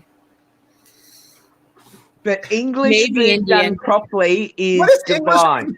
What is English food? Fish and chips? No. They do it badly. We do the best fish and chips in the world in Melbourne. Award winning. Well, Sorry, English guys, but what is English known for? That English beautiful they have roast. scones. They have good scones. Yes, scones, cakes, but beautiful roast. And roast with like everything has to have the same accompaniment. Like potato. I do at one of my subs. She is always roasting lamb and potatoes, and lamb, Australian roast lamb done English. She loves her lamb. No, because don't forget till really the 50s, or we had very few immigrants, as they were called, and I never even met anybody but an Anglo until I was halfway through primary school. I can remember our first Italian child family coming to the school. I remember our first Greek family, our first Russian, our first Polish. You guys are so we ate all English stuff. There was nothing. In fact, we didn't even get coffee in Australia till 1956. There was no the Italians. Yeah, where I'm going to take you to the Italian area, Rose. We're so lucky in Melbourne because we've just got whole Chinatowns, whole Italian districts, Greek. Vietnamese, you go to our Vietnamese markets and restaurants, but I don't eat meat, so you got to take me. No, they have beautiful vegan and vegetarian. They have options for everything at every restaurant. Gluten-free, blah blah blah, dairy-free, whatever you want. But where we go to Little Saigon, it's exactly like being in Saigon. Like the food, the people still speak Vietnamese, and the food's cool exactly the same. I would go anywhere and find something. It's just to be able to travel. It's amazing in itself, But Vietnamese food's huge here. But before our parents wouldn't try anything else. They were very, we had the White Australia policy, which is a bit of a sad thing, but it's true. What is it? The White Australia policy. You could only come and live here if you were nice and white and come from good British stock, basically. Oh my God! What is that? Yeah. Wow! I'm gonna tell Italy to close their borders for the Australians. What, you guys are? No, the Italians are like our blood sisters and brothers now. We love them. But when oh God, yeah, everybody knows Italian families. Like, I love it. We're very much a melting pot now, thank God. Yeah. But when, garlic, we didn't cook with garlic. And my old auntie, who had a bit of an ID, Psych Guy, and an old spinster, as we call it, she would lose her shit she would drop her bundle if we were out having a picnic and Italians pulled up and threw out their tablecloth with all this magnificent food spread everywhere. Right. We'd be taking an homemade egg and bacon pie, homemade tomato soup, homemade cakes, homemade egg and lettuce sandwiches, roast chicken sandwiches, things like that. And they'd have olives and they'd have some little burner to heat up their pasta sauce. We brought sauce with us on our picnics. They did. Oh my God. And I sat and stared the whole time. I just want to try this food. Cheeses and bread being ripped up. But my auntie would be going, I can smell the garlic. It's revolting. Why don't they go somewhere else? Oh, it was awful. My mum would be going, be quiet. My grandmother used to call garlic Italian gold. Yeah. But, we didn't have anything. Our first takeaway food was fish and chips, Psych Guy, but we've got the best fishing in the world down here. I do love it. We have in Victoria is the best state in the world for fish and chips. Not so much the other states, but just amazing food. And so we only had Chinese food, but you had to take your saucepan to the Chinese shop, pre-order, ring up on the landline, and they had two choices. I think dim sims, fried rice, and what they called chow mein, but it was very westernized. It was all the chopped green veggies, cabbage and this and this and that. So you bought a saucepan full of chow mein. So we didn't have anything really until the Italians and everybody else started coming. It was so great. It was just fantastic. So it's very multicultural. In fact, there's more Greeks in Melbourne than there is in Athens. And same with Italians. We've got everybody's, our neighbours, our friends, they're Aussies. Right. And but I remember very clearly when everybody stared because we had an Italian family at school, this whole school. I remember clearly all the new families that arrived, and it was great. Yeah, but it wasn't easy for them, let me tell you, with the old, British attitude. But that soon changed. And mix it with an Italian attitude, and they're like, that's hard. The Italians were so polite. I don't ever remember any problems from them. They sort of stuck together and just it was so friendly. You know, when you're on the trains in Italy, they all say, what do they say for goodbye? Bonjour or something, and wave to everybody. Ciao. Ciao, ciao, ciao, and blowing kisses, and off the train they get it so friendly. We're friendly, though. We're very friendly. We're very friendly, beautiful people. And but yeah, we couldn't date whoever we wanted, really. Like, he's Italian, or well, you might not be able to mix so well with their family. They don't speak much English for the Greeks, and then the Polish and blah blah blah, Russians, just Germans. I know each generation when those they all arrived, and it's great. The food we learnt to cook, and they'd take us in their houses, and I'd go, oh, Mum, I want to eat here, I want to eat there. It was fantastic. Yeah, my friends always wanted to come over and eat. We made a lot of food, and my dad's a really good cook. He still is, but yeah, it's different. Weird. My mum we all in the 70s, if you were having a dinner party before whatever, spaghetti bolognese was huge. And it was like, oh my God, if we have to eat more spaghetti. And people would rave about their recipe that they got off an Italian person. And I remember the first time my mother cooked it, she said, I just have to give in and learn to make this. And we loved it, but wasn't Italian. It was definitely not Italian pasta sauce. Right. Yeah. So I don't eat bolognese. That is definitely not one of By the way, breaking news to anyone in this room who are new to this channel tonight. This is breaking news. We are all going to Australia on Rose's dime. Rose is going to pay for all of our. But Jenny's going to show us around. Jenny's going to. I've got a big house, and put the bill.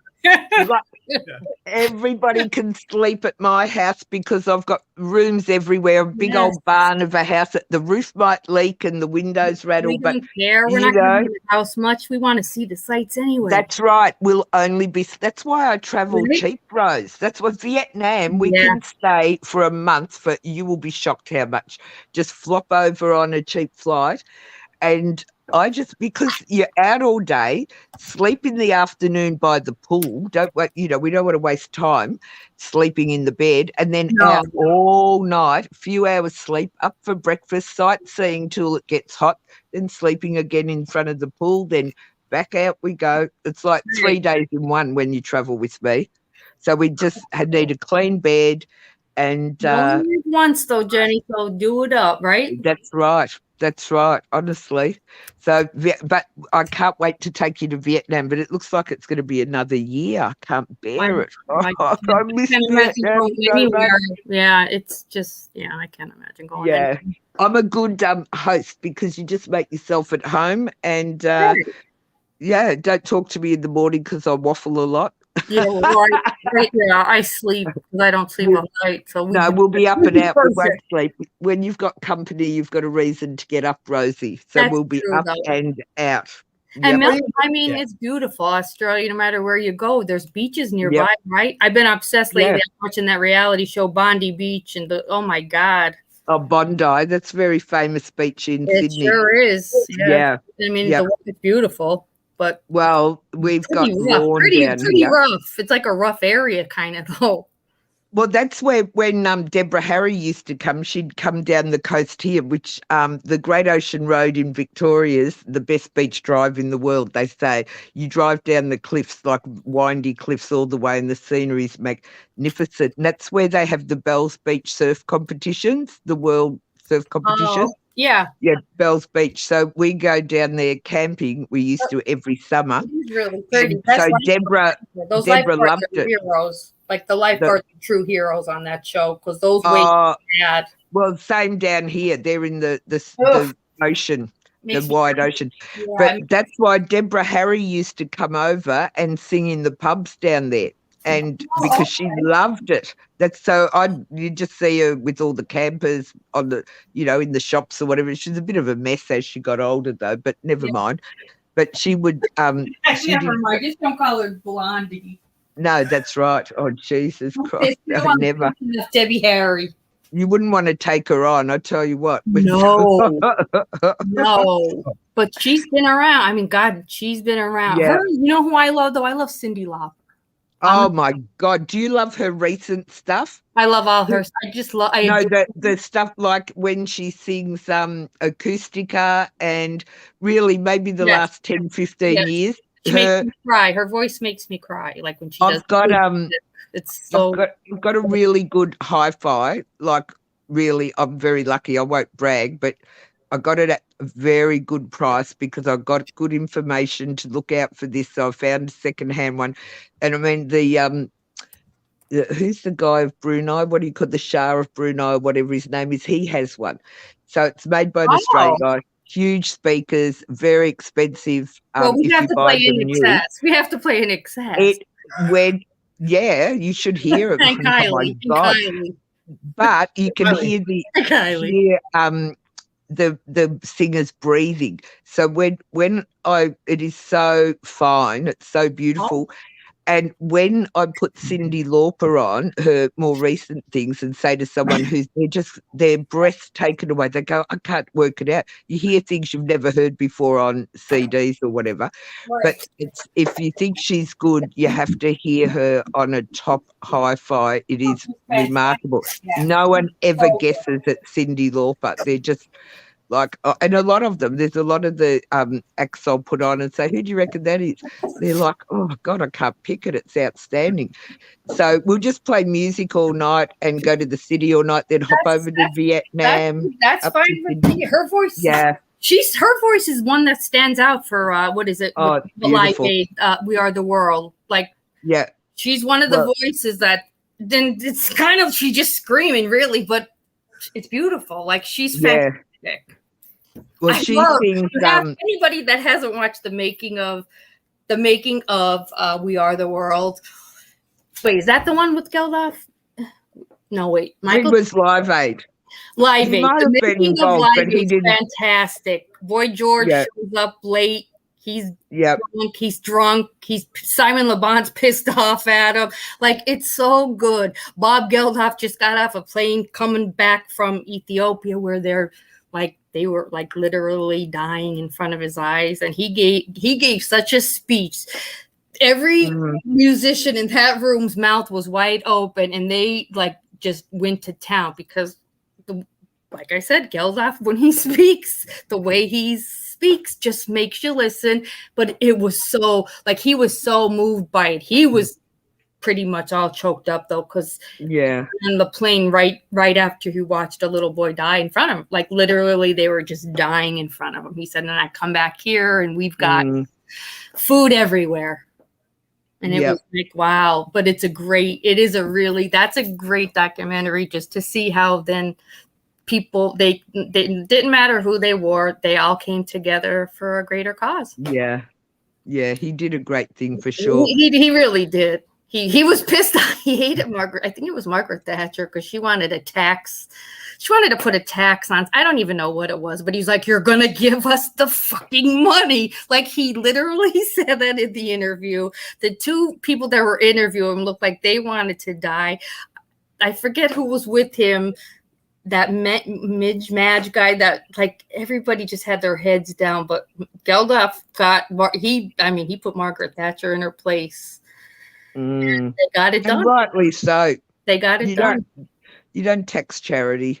No, it was terrible. It defeated the whole purpose. He's like, these people why don't you come with me next time and I'll take you to see what I'm talking about. You think it's a joke. He's like, we're a bunch of, like he was calling, he's like, we're a bunch of spoiled pigs here. Like he just when he goes off, he goes off. But it was true, because there she is sitting prim and proper, her hair's done, she's got her pearls, clutching her pearls. It's like, lady, no, that's not why we're going to do this. We're not taxing anything. Every drop of it is going to go, and it worked out the way it worked out because of him. So yeah, good on him.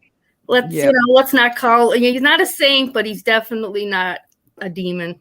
It's a pity we can't play music on YouTube, because it'd be great to have a chat one night with everybody. We could, but don't they strike you for playing? No, because True Tam's, her channel, she plays all music and dances. It's for therapeutic. She does it fighting invisible illnesses for people that are depressed. Okay. So we can do that. Yeah, absolutely. It's so good to find out who, listen to other people's suggestions for music things we may not have heard, or, something unique that's been released that no one's heard of. It'd be lovely to have a night just sharing like our favorite things. And absolutely. I love that. Yeah. Queen stole the show during Live Aid. That's Sandra. That's very true though. And they nearly didn't play there apparently. I know. And Gilda, their manager turned it down. I think what's his name? Freddie didn't know and just got in at the last minute, and they made it, didn't they? Oh my God. People were like, why is he getting like 15-minute air? Like he was there, he was pretty much on stage they didn't want him to end. They didn't want it to end though. He was great. That was like really his send off, because it was after that. But Geldof was like nervous because he let him open it, and he's like, am I doing the right thing by having Queen open? Like he wasn't quite sure. He's like, the phones went insane. Like by the end of his first song, he's like, I could not believe the phones. Like we didn't have enough operators to take the calls for the donations. Like, oh my Lord. And he sang for 20, like he made this show. Like really, when you do think of Live Aid, I think of Freddie Mercury. I mean, Michael in excess, even I don't remember anybody though, but Queen, and I remember Madonna, but Queen was just like, hi, Meg. How you doing? I'm happy to see you. I know Meg loves Michael Hutchence. We all love Michael. September. Yes. Go ahead, Psych Guy. Jenny, how far away are you from Melbourne? Are you close by or now?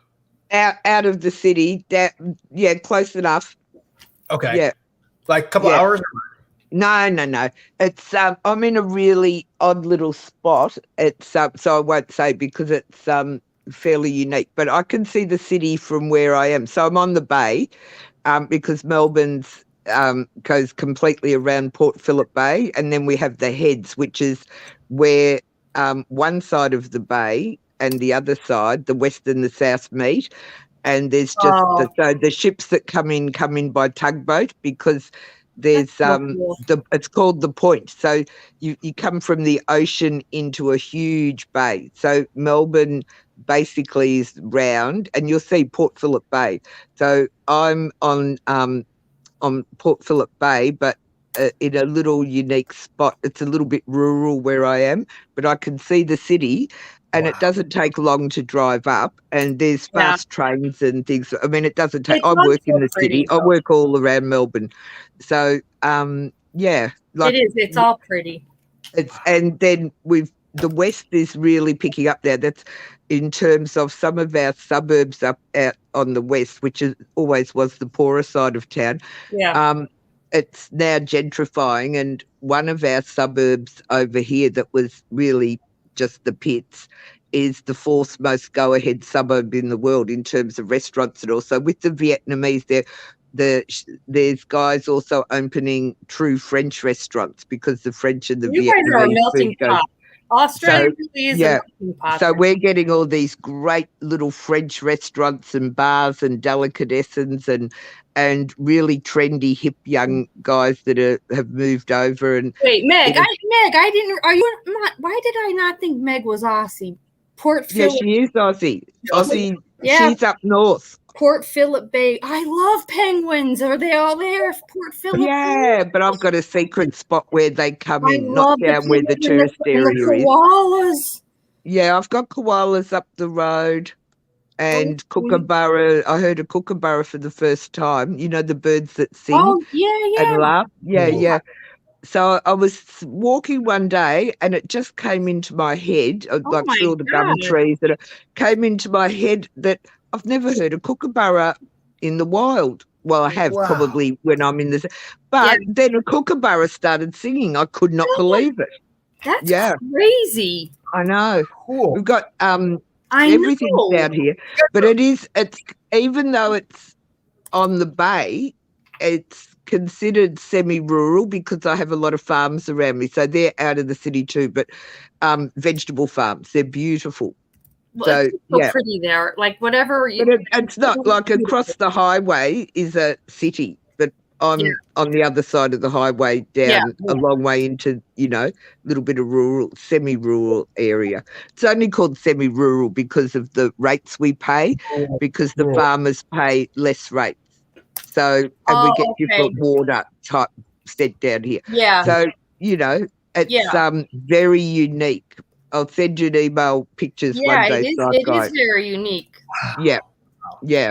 Very but I mean, everything's, I personally, the city's my thing. I don't like suburbia so much. I like to be a little bit out of suburbia. So this suits me perfectly.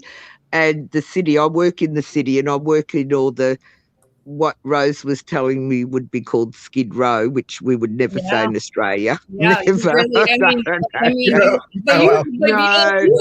You're upgraded though from what LA's poor LA Skid Row. Like our Skid Row in LA is blue tarps they're living under. It's horrible. No, we don't allow that, but we do have a couple of, maybe one tent city that's been disbanded, but no, nobody sleeps on the streets because they have to in Australia. We have not like Hawaii or anywhere like that. Everybody can have accommodation. It's just as Psych Guy would know, some people are too unwell to even want to live in accommodation. So we look after them too. That want to be they've done a documentary. One of them was a Baywatch babe, and I forget her name. And they visit her whenever they do these shows. They always go back to her. There she is with her shopping cart with anything she owns is in this one shopping cart. I hope they pay her well. We don't interview, film, photograph. Their time's as valuable as ours, and they probably earn the same or more than we do if we talk to people. And we make sure they've got legal advice and blah, blah, blah. She doesn't even talk to her family. Like she likes being, and she'll say it, I like being a drug addict. And they're like, but we just check it for you because we know you don't talk to your family. But if you're ever ready to, we can let them know. And she's always like, I'm perfectly fine here. It's like, oh God, it's awful. But you said we wouldn't be doing that. Like you would find, we have homeless, very wealthy people that do a beautiful show on a multicultural platform. And it's a government sort of radio, a bit like BBC or ABC. Well, ABC in America is different, but we don't normally do this. This happened because of COVID, and that the city was very concerned of all the homeless people. So that's why they were going around to try to see, because a lot of them don't know. We don't want to be moved. We're okay here, and she was one of them. I'm perfectly fine. Leave me. It is, but so in Australia we have. We certainly don't leave anybody on the streets. There are a certain age group, and it will be argued that there's not enough accommodation. But I mean, I can't talk on it too much because it's a bigger picture, as Psych Guy would know. So I like to be very respectful. Yeah. And very talented people from very good families. Also can end up street dwelling too. But no one wakes up and wants cancer, and no one wakes up and wants to be an addict. Nobody wakes up and says, I'm going to be a street sex worker. Unfortunately, society doesn't all look at addicts like that, but they should. Because I know. It's a real... we have, as you know, Rose, with the new, which I can't say what it is or what, but the new facility we just bought is like just finished, just opened, just amazing support. And we used to get ragged out by people. They'd say, I remember one place we opened that was huge and was all voluntary. One of my bosses got the land for free, the building. Anyway, won an award for a residential building, but Australia wide. But people were coming in having a look, like, and other services, and we introduced them to our service. And they're saying, "Oh, do you work there? Is that the place with the flat screen TVs on the wall?" Well, no, we're going to go to the junk shop and buy the big old black and white, you fools. Like, don't even go there with me. And we don't have visitors come in if we've got, people. We just don't do it, and we don't take. You have a totally different, even. And it's like the soup kitchen. I can't bear it. I'm only saying it now because I have to. If I ever said the word soup kitchen, I would be called in for supervision, lose my job. And I mean, I ran one of the biggest dining halls for marginalised and disadvantaged people. You consider integrating to say never have I heard the word soup kitchen in my life. And I had not in Australia. You wouldn't hear it. Yeah. So we've got a really healthy attitude because Australia was built on welfare, basically, and several stolen generations of people. We had a really hairy, and it's systemic. Welfare systemic, trauma systemic. So we've got a beautiful attitude, but doesn't mean we do it perfectly right yet. No, but it's a better. I think it's a good attitude. It's a good attitude. Yeah. Definitely. I may be homeless, but that doesn't mean you should disrespect me. There's been too much. It's like when you were talking about churches before, Rose, and a lot of churches have been sold. People stop going. Yeah. Yes, the same here. And often, we get new arrivals coming to Australia and very religious, and they'll be like, I'll go, no, we're not all Neanderthals. The reason, because looking at us like, what? We went to church religiously. We did this, we did that. But unfortunately, the abuse was off the charts, and we've had several royal commissions. So we have to, by the government, put so much money and effort into changing the past history of abuse. I mean, my husband was a child migrant from England, and most people from Britain, people don't even know what the child migrant scheme was. I mean, I've had social workers with the very best, the highest academic skills, and been my boss over the years, and I go, oh, your child migrant scheme, and they go, oh, you mean when a child doesn't have parents? And they go, no, I'm talking about from England, where they stole 160,000 children. So it's like traffic. To repopulate Australia with good white stock to keep our menacing Asian neighbours at bay. That's scary. Yeah. And I mean, what they went through in institutions and church-run institutions, my God, that's horrendous. Yeah, we've got, the same with, Australians were very, very, even when I was a child, without meaning to be, they were fed shit and ate it, really. They, racist without meaning to be, but we didn't not like people, but they had this slant. If you weren't British, you weren't any good. And then the Brits always referred to us as convicts, and we were, that was not all Brits, but you heard it all the time when British came to live here. But so we get it. Like, I was illegally adopted, like stolen by the government. There was no single mother's pension or any welfare assistance for women till the late 70s. Women fought for it. So we've really fought for all of the welfare changes, policy and practice changes. And I'm pretty proud. There's still more to be done. Though I think that's a great thing. Yeah, but then, you're going to get a different perspective from somebody else that's going to say, oh, the arseholes wouldn't give me a voucher to go to the supermarket. We don't give out, old donated food anymore. We give out proper vouchers. People get to shop the same well, as you're you not going or I. to please everybody. That's life. But I mean, for the most part, you guys are on track with that. Well, we're doing the best we can, and we're setting standards. And England also has some beautiful. My boss has visited quite a few agencies over there that are doing a great job. Yeah, and we need more of that here. But it's still hard. We'll never get it right, but it is so much better. Just so much better. We can definitely do better. That's why we make sure that if someone's going to be photographed or used in any way, that they're paid absolutely correctly. Right. And everybody's just as important as the next person. We've all just got different circumstances, and nobody knows another person's pain. Well, that's why I did these chat checks. We just need to treat each other with respect. Yeah. Who knows what my struggle was today or yours was yesterday? We don't know. One nasty word that could really hurt somebody. Yeah. I mean, it doesn't mean I'm an angel, because Rose has heard me swear like a trooper, scream and yell, and and I mean, sometimes we get on YouTube to let our steam out. That's why. Yeah. You're like the worst. Yeah. Hey, sorry, Rose. Just a real quick question before I hop out. I got to eat dinner. Just from a creator to creator, I had a quick question. Yeah. So how do you get away? Like, I'm still learning to uploading my videos and so on. Mm-hmm.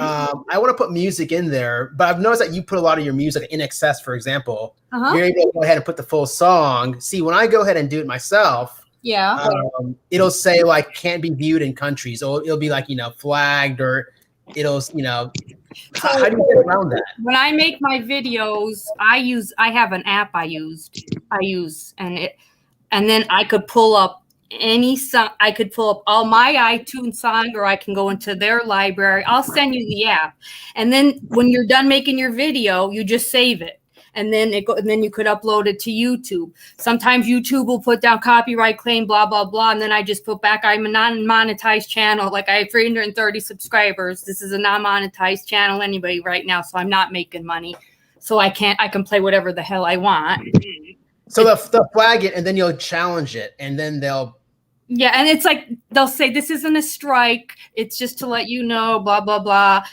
This because of this copyright. And then when they see my responses, I'm not being paid. I've never had a video pulled. And like I said, True Tam's channel, because she calls it therapeutic channel. She plays everything and anything. Madonna, there's a couple artists that don't allow, like Madonna might be one of them. There's like 2 or 3 artists that you can't play their music no matter what type of channel you are. But otherwise, like on True Tam's channel, she plays everything, like hours of. Wow. So, yeah. I was making a video today, My Chemical Romance. I tried to put their song on there, but it was said no, cannot be viewed. And a big old red camera next to. That's the artists, because there are certain artists that do. Right. They put the big old no on it. Yeah. Yeah. Okay. Cool. Well, hey, listen. Sorry. I'm gonna go too soon. Yeah, I need to go too. This has been really good. This has been fun. I'm so happy. Now, Psych Guy, September 8th. What are you doing? What's your Which date? September 8th? Aren't you doing something then? Isn't that? Yeah. I got my September 8th. Yes, that's my 15-minute video. It's a preview. It's what do you call it? Why do I think Michael Hutchence was on? Premiere. Yeah, premiere of my Michael Hutchence video. Yes, I talk about. What do you mean your Michael Hutchence video? My Michael Hutchence, Mediate. The song Mediate. I love that. That's so cool though. Yeah, it's one of my favorite NXS songs. I explained why in the video. I kind of cool. Okay, good. Yeah. So it's a little, I like to do like these kinds of videos here and there. Your videos are great. Your lives are great because you just make it. You bring music, like I said, when you bring music into anything, like it gets people to listen. But a lot of my subscribers, they just keep hammering me about this one case, this Sophie girl. I know they were doing it that night, and I'm thinking, people, who the hell would rather talk about Michael girl's father, or then Michael Hutchence. Shut up! You're ruining it for me. Stop! How many times is he going to say no? We're not talking about that tonight. When is your part 2? What date is that? That is September 18th. Oh, okay. Saturdays are kind of rough for me because I'm out of town. Because I was also thinking of doing it the 19th at 6 o'clock. Can you do a Sunday? Sundays are usually better for me, yes. Okay, all right. It'll be the 19th at 6 p.m. Good, because I want you on panel then, because it's gonna be touchy, you know. Okay. Part 2 is rough, so it would be nice in case anybody has any questions that I know absolutely nothing about. You know, that your input would be fantastic. Yeah, and then believe me, I'll be very quiet and I won't, No, I know. I'm nervous about it only because it's a sad part of it. You know, honestly, Rose, like of all the topics I've done, I've done close to 50 videos, and to me, like that live stream Michael Hutchence that I did, it's so, I don't know about how you felt with part 1, but it was just so difficult because you're trying to honor this legend and you don't want to mess up and bumble and, you know, rub anyone the wrong way. And I felt very different. And that's how I feel. And that's why I'm like, my docu-series, they're like, how many parts is it going to be? I said, I don't know. I don't know because I have to get this right. Yeah. And it's a delicate subject and not, you know, I'm not arguing with anybody over other conspiracies. The way he died is I'm going by what the coroner said. And you run into weird little things that does make it a very fragile topic. And I get the delays. I know you were kind of delayed. You know, myself, I wanted to do this video for the longest time until finally did it on the anniversary of Never Tear Us Apart. You know, that song. Right. I know that was awesome that night because I'm like, oh my God, it is the anniversary, because I didn't even realize that.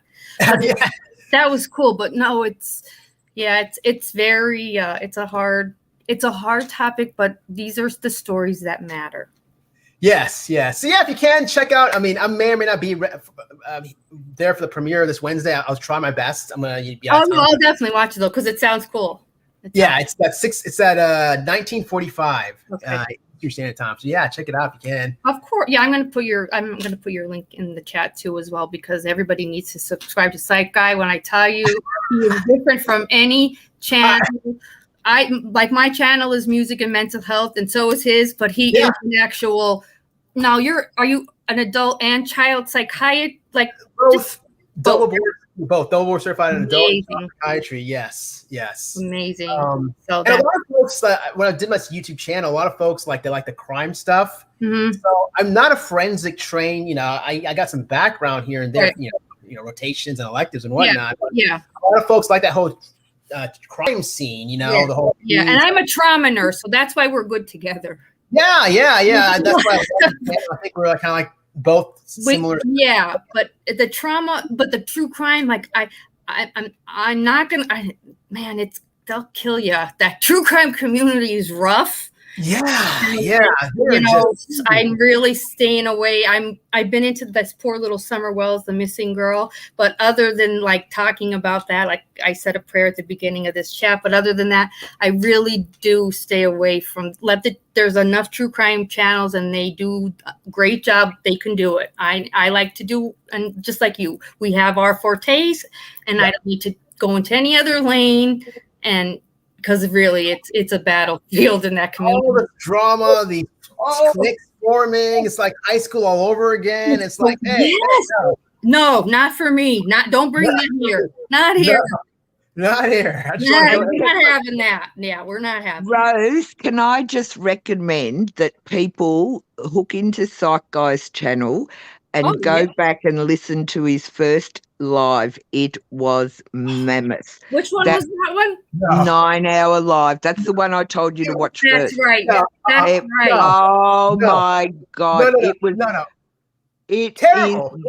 It is not, you know, everyone loved it. 9 hours. No one left the room. I tell you now. The night of Michael Hutchence. And I gained a bunch of subs from when I was in your chat that night with Michael Hutchence, and they are lovely.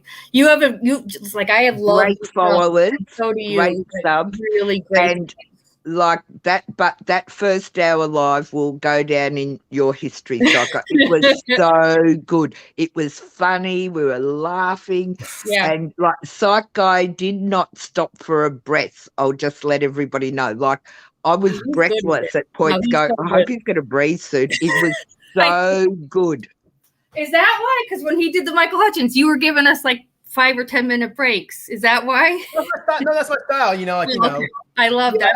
How cute is it? I try to emulate like a radio show, how every hour. No, it's great. I'm going to drop his link. Definitely, Meg, you'll love his channel, and I will drop the link. The best. He's fantastic. Yeah. I think Sagacious might already be. I mean, I can't ask. Sagacious might already sub. I think I've seen. Have I seen you there, Sag? I don't know if Sag's still in the chat. I'm trying. Because the night I was there, I met a bunch of new people, and I'm at least 7 or 8 of them. Night, I tell you what, that 9-hour live, you know, if you can't watch the whole lot, just stop and start it and put it on when you've got a minute. It was crazy. And, you know, I'll never forget when you said something like, it was so funny, I was crying with laughter. When you were talking about someone's voice in Psych Guy, you said, well, I can't say anything. I sound like the Cookie Monster. I talk like the cookie. And I was rolling around laughing. It was hysterical. So I just loved it, and everybody else did too. That's fantastic. I know. It was it is. Your channel, you have a unique channel. I kind of, when I watch your channel, I'm like, yeah, I get him. Like, because it's like. And we always learn something. Yes, but it's a good way. I feel music brings people together. Yeah. It was 7 hours. It was 9. It was 7 hours, and it was me just bumbling and just. Was it only 7 hours? I've got 9 in my head. I don't know why. Oh, yeah. Meg, I am. Hang on 1 second. I came down to my kitchen to grab a Jarrell. Give me 1 second. You're too cute, Meg. But yeah, you're well, the night, even the Michael Hutchence, that was at least 4 hours. I know, like everybody was there. Like no one wanted. We didn't want to attend, but it was like a Sunday night. And people, you had to go to bed, but I was working. I still haven't heard it. I was so mad because I'm like, it was so good. And I know, and I'm going, Rose is texting me. I'm going, bloody hell, you know, I think I'm dealing with a crisis right here. I can't manage. I was so like, oh my God, how dare he go on when I'm working? But you don't know when. We never know when I'm working, so I could get called at any time. It's like, it's like when he comes on, it's like, oh, he's going to be on because he doesn't overdo it. I know. We're like, where's Psych Guy? Where is Psych Guy? We haven't seen him for so long. Yeah, because we were saying that one time. Like, you think I was like getting like weird. Is he all right? You think he's okay? Like we were. Yeah, he goes AWOL, but he comes back. We've just got to have faith. And that's when, because then I'm like, oh my God, he's doing Michael Hutchence thing, and then you're like, no, he's not. I'm like, oh yes, he is. I know. And I'll be there, and it was fantastic. So you know, I've been reading the chats all night long, and it's so awesome because I can just tell your subscribers are so intellectual. I mean, you guys are right up there, you know. I haven't seen anyone that's, you know, an idiot or a troll or anyone that you guys are all like way. I'm like, this is the audience that I love, and I love, you know, my subscribers are the same way. So that refreshing to see that on YouTube as opposed to other channels where it's like you get these. It really is. You have to read. Remember, I told you Psych Guy left a response to somebody who was dragging him over discussing the ML and SL case, which we won't say. Oh, yeah. In the comments, go and find it, Rose. It's way back quite a few months. Psych Guy will be able to tell you. But and I said, oh no. She said, Psych Guy's always lovely. I said, yeah, but when push comes to shove, I said, you want to read this fabulous response he gave someone in comments. Do you remember that, Psych Guy? I do remember. Yes, it was brilliant. I'm going, yes, I'm cheering here. Go for it. Like, it's social media. I'm not here to fight. If somebody acts stupid, like I just get rid of them. Like we're not in kindergarten. There's no timeouts. Like I'm not going to give you your mat until you go take a nap. If you come on the channel and act disrespectful or mean to my subs, you don't belong here. Like I'm just not the channel for you. That's all. There's plenty of other channels in that you're gonna find your niche. But and I love your channel tonight. Like for example, like I just from start to finish. In the beginning, you went from COVID. It's to the randomness. Yeah. COVID. Yeah. Then happiness. And then you shifted to try to touch on everything still that affects our mental health, but without it being a weird support group.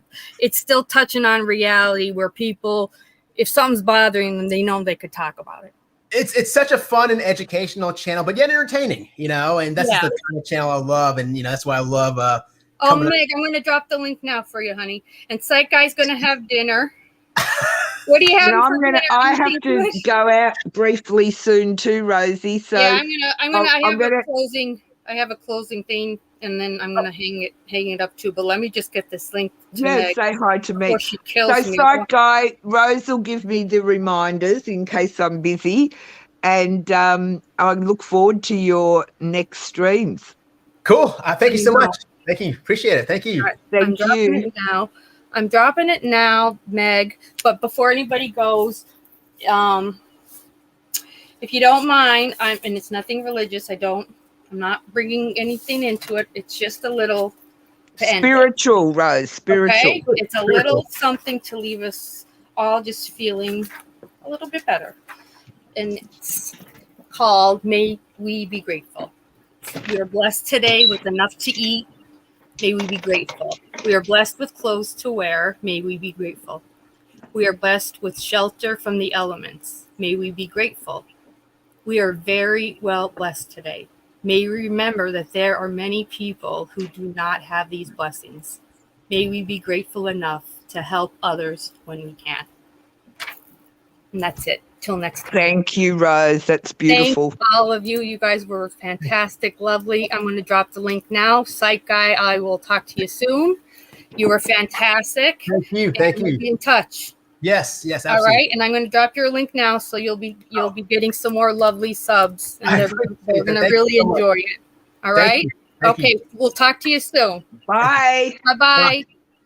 All right, I'm doing this right now, Meg. Don't go.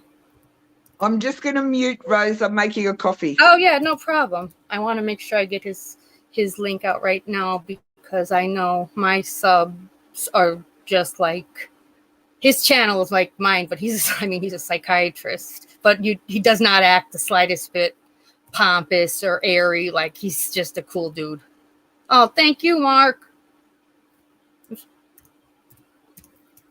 UCOA. This is all weird. I'm surprised he doesn't have a customized link. That's weird. AK, hang on, Meg. I'm typing it in. UXY XC CAEBA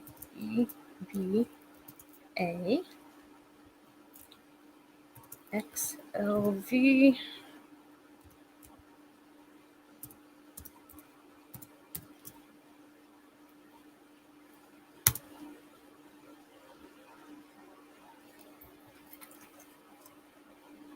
Okay, Meg, that is Psych Guy's link. And I'll also put it in my comments under this video, under this as well. Definitely subscribe. You'll love him. We'll do another nice chat here. Probably in about 2 weeks, just do another little mental health support. We don't talk about anything weird, but we talk about anything and everything we want. And just be kind to yourselves. Be safe.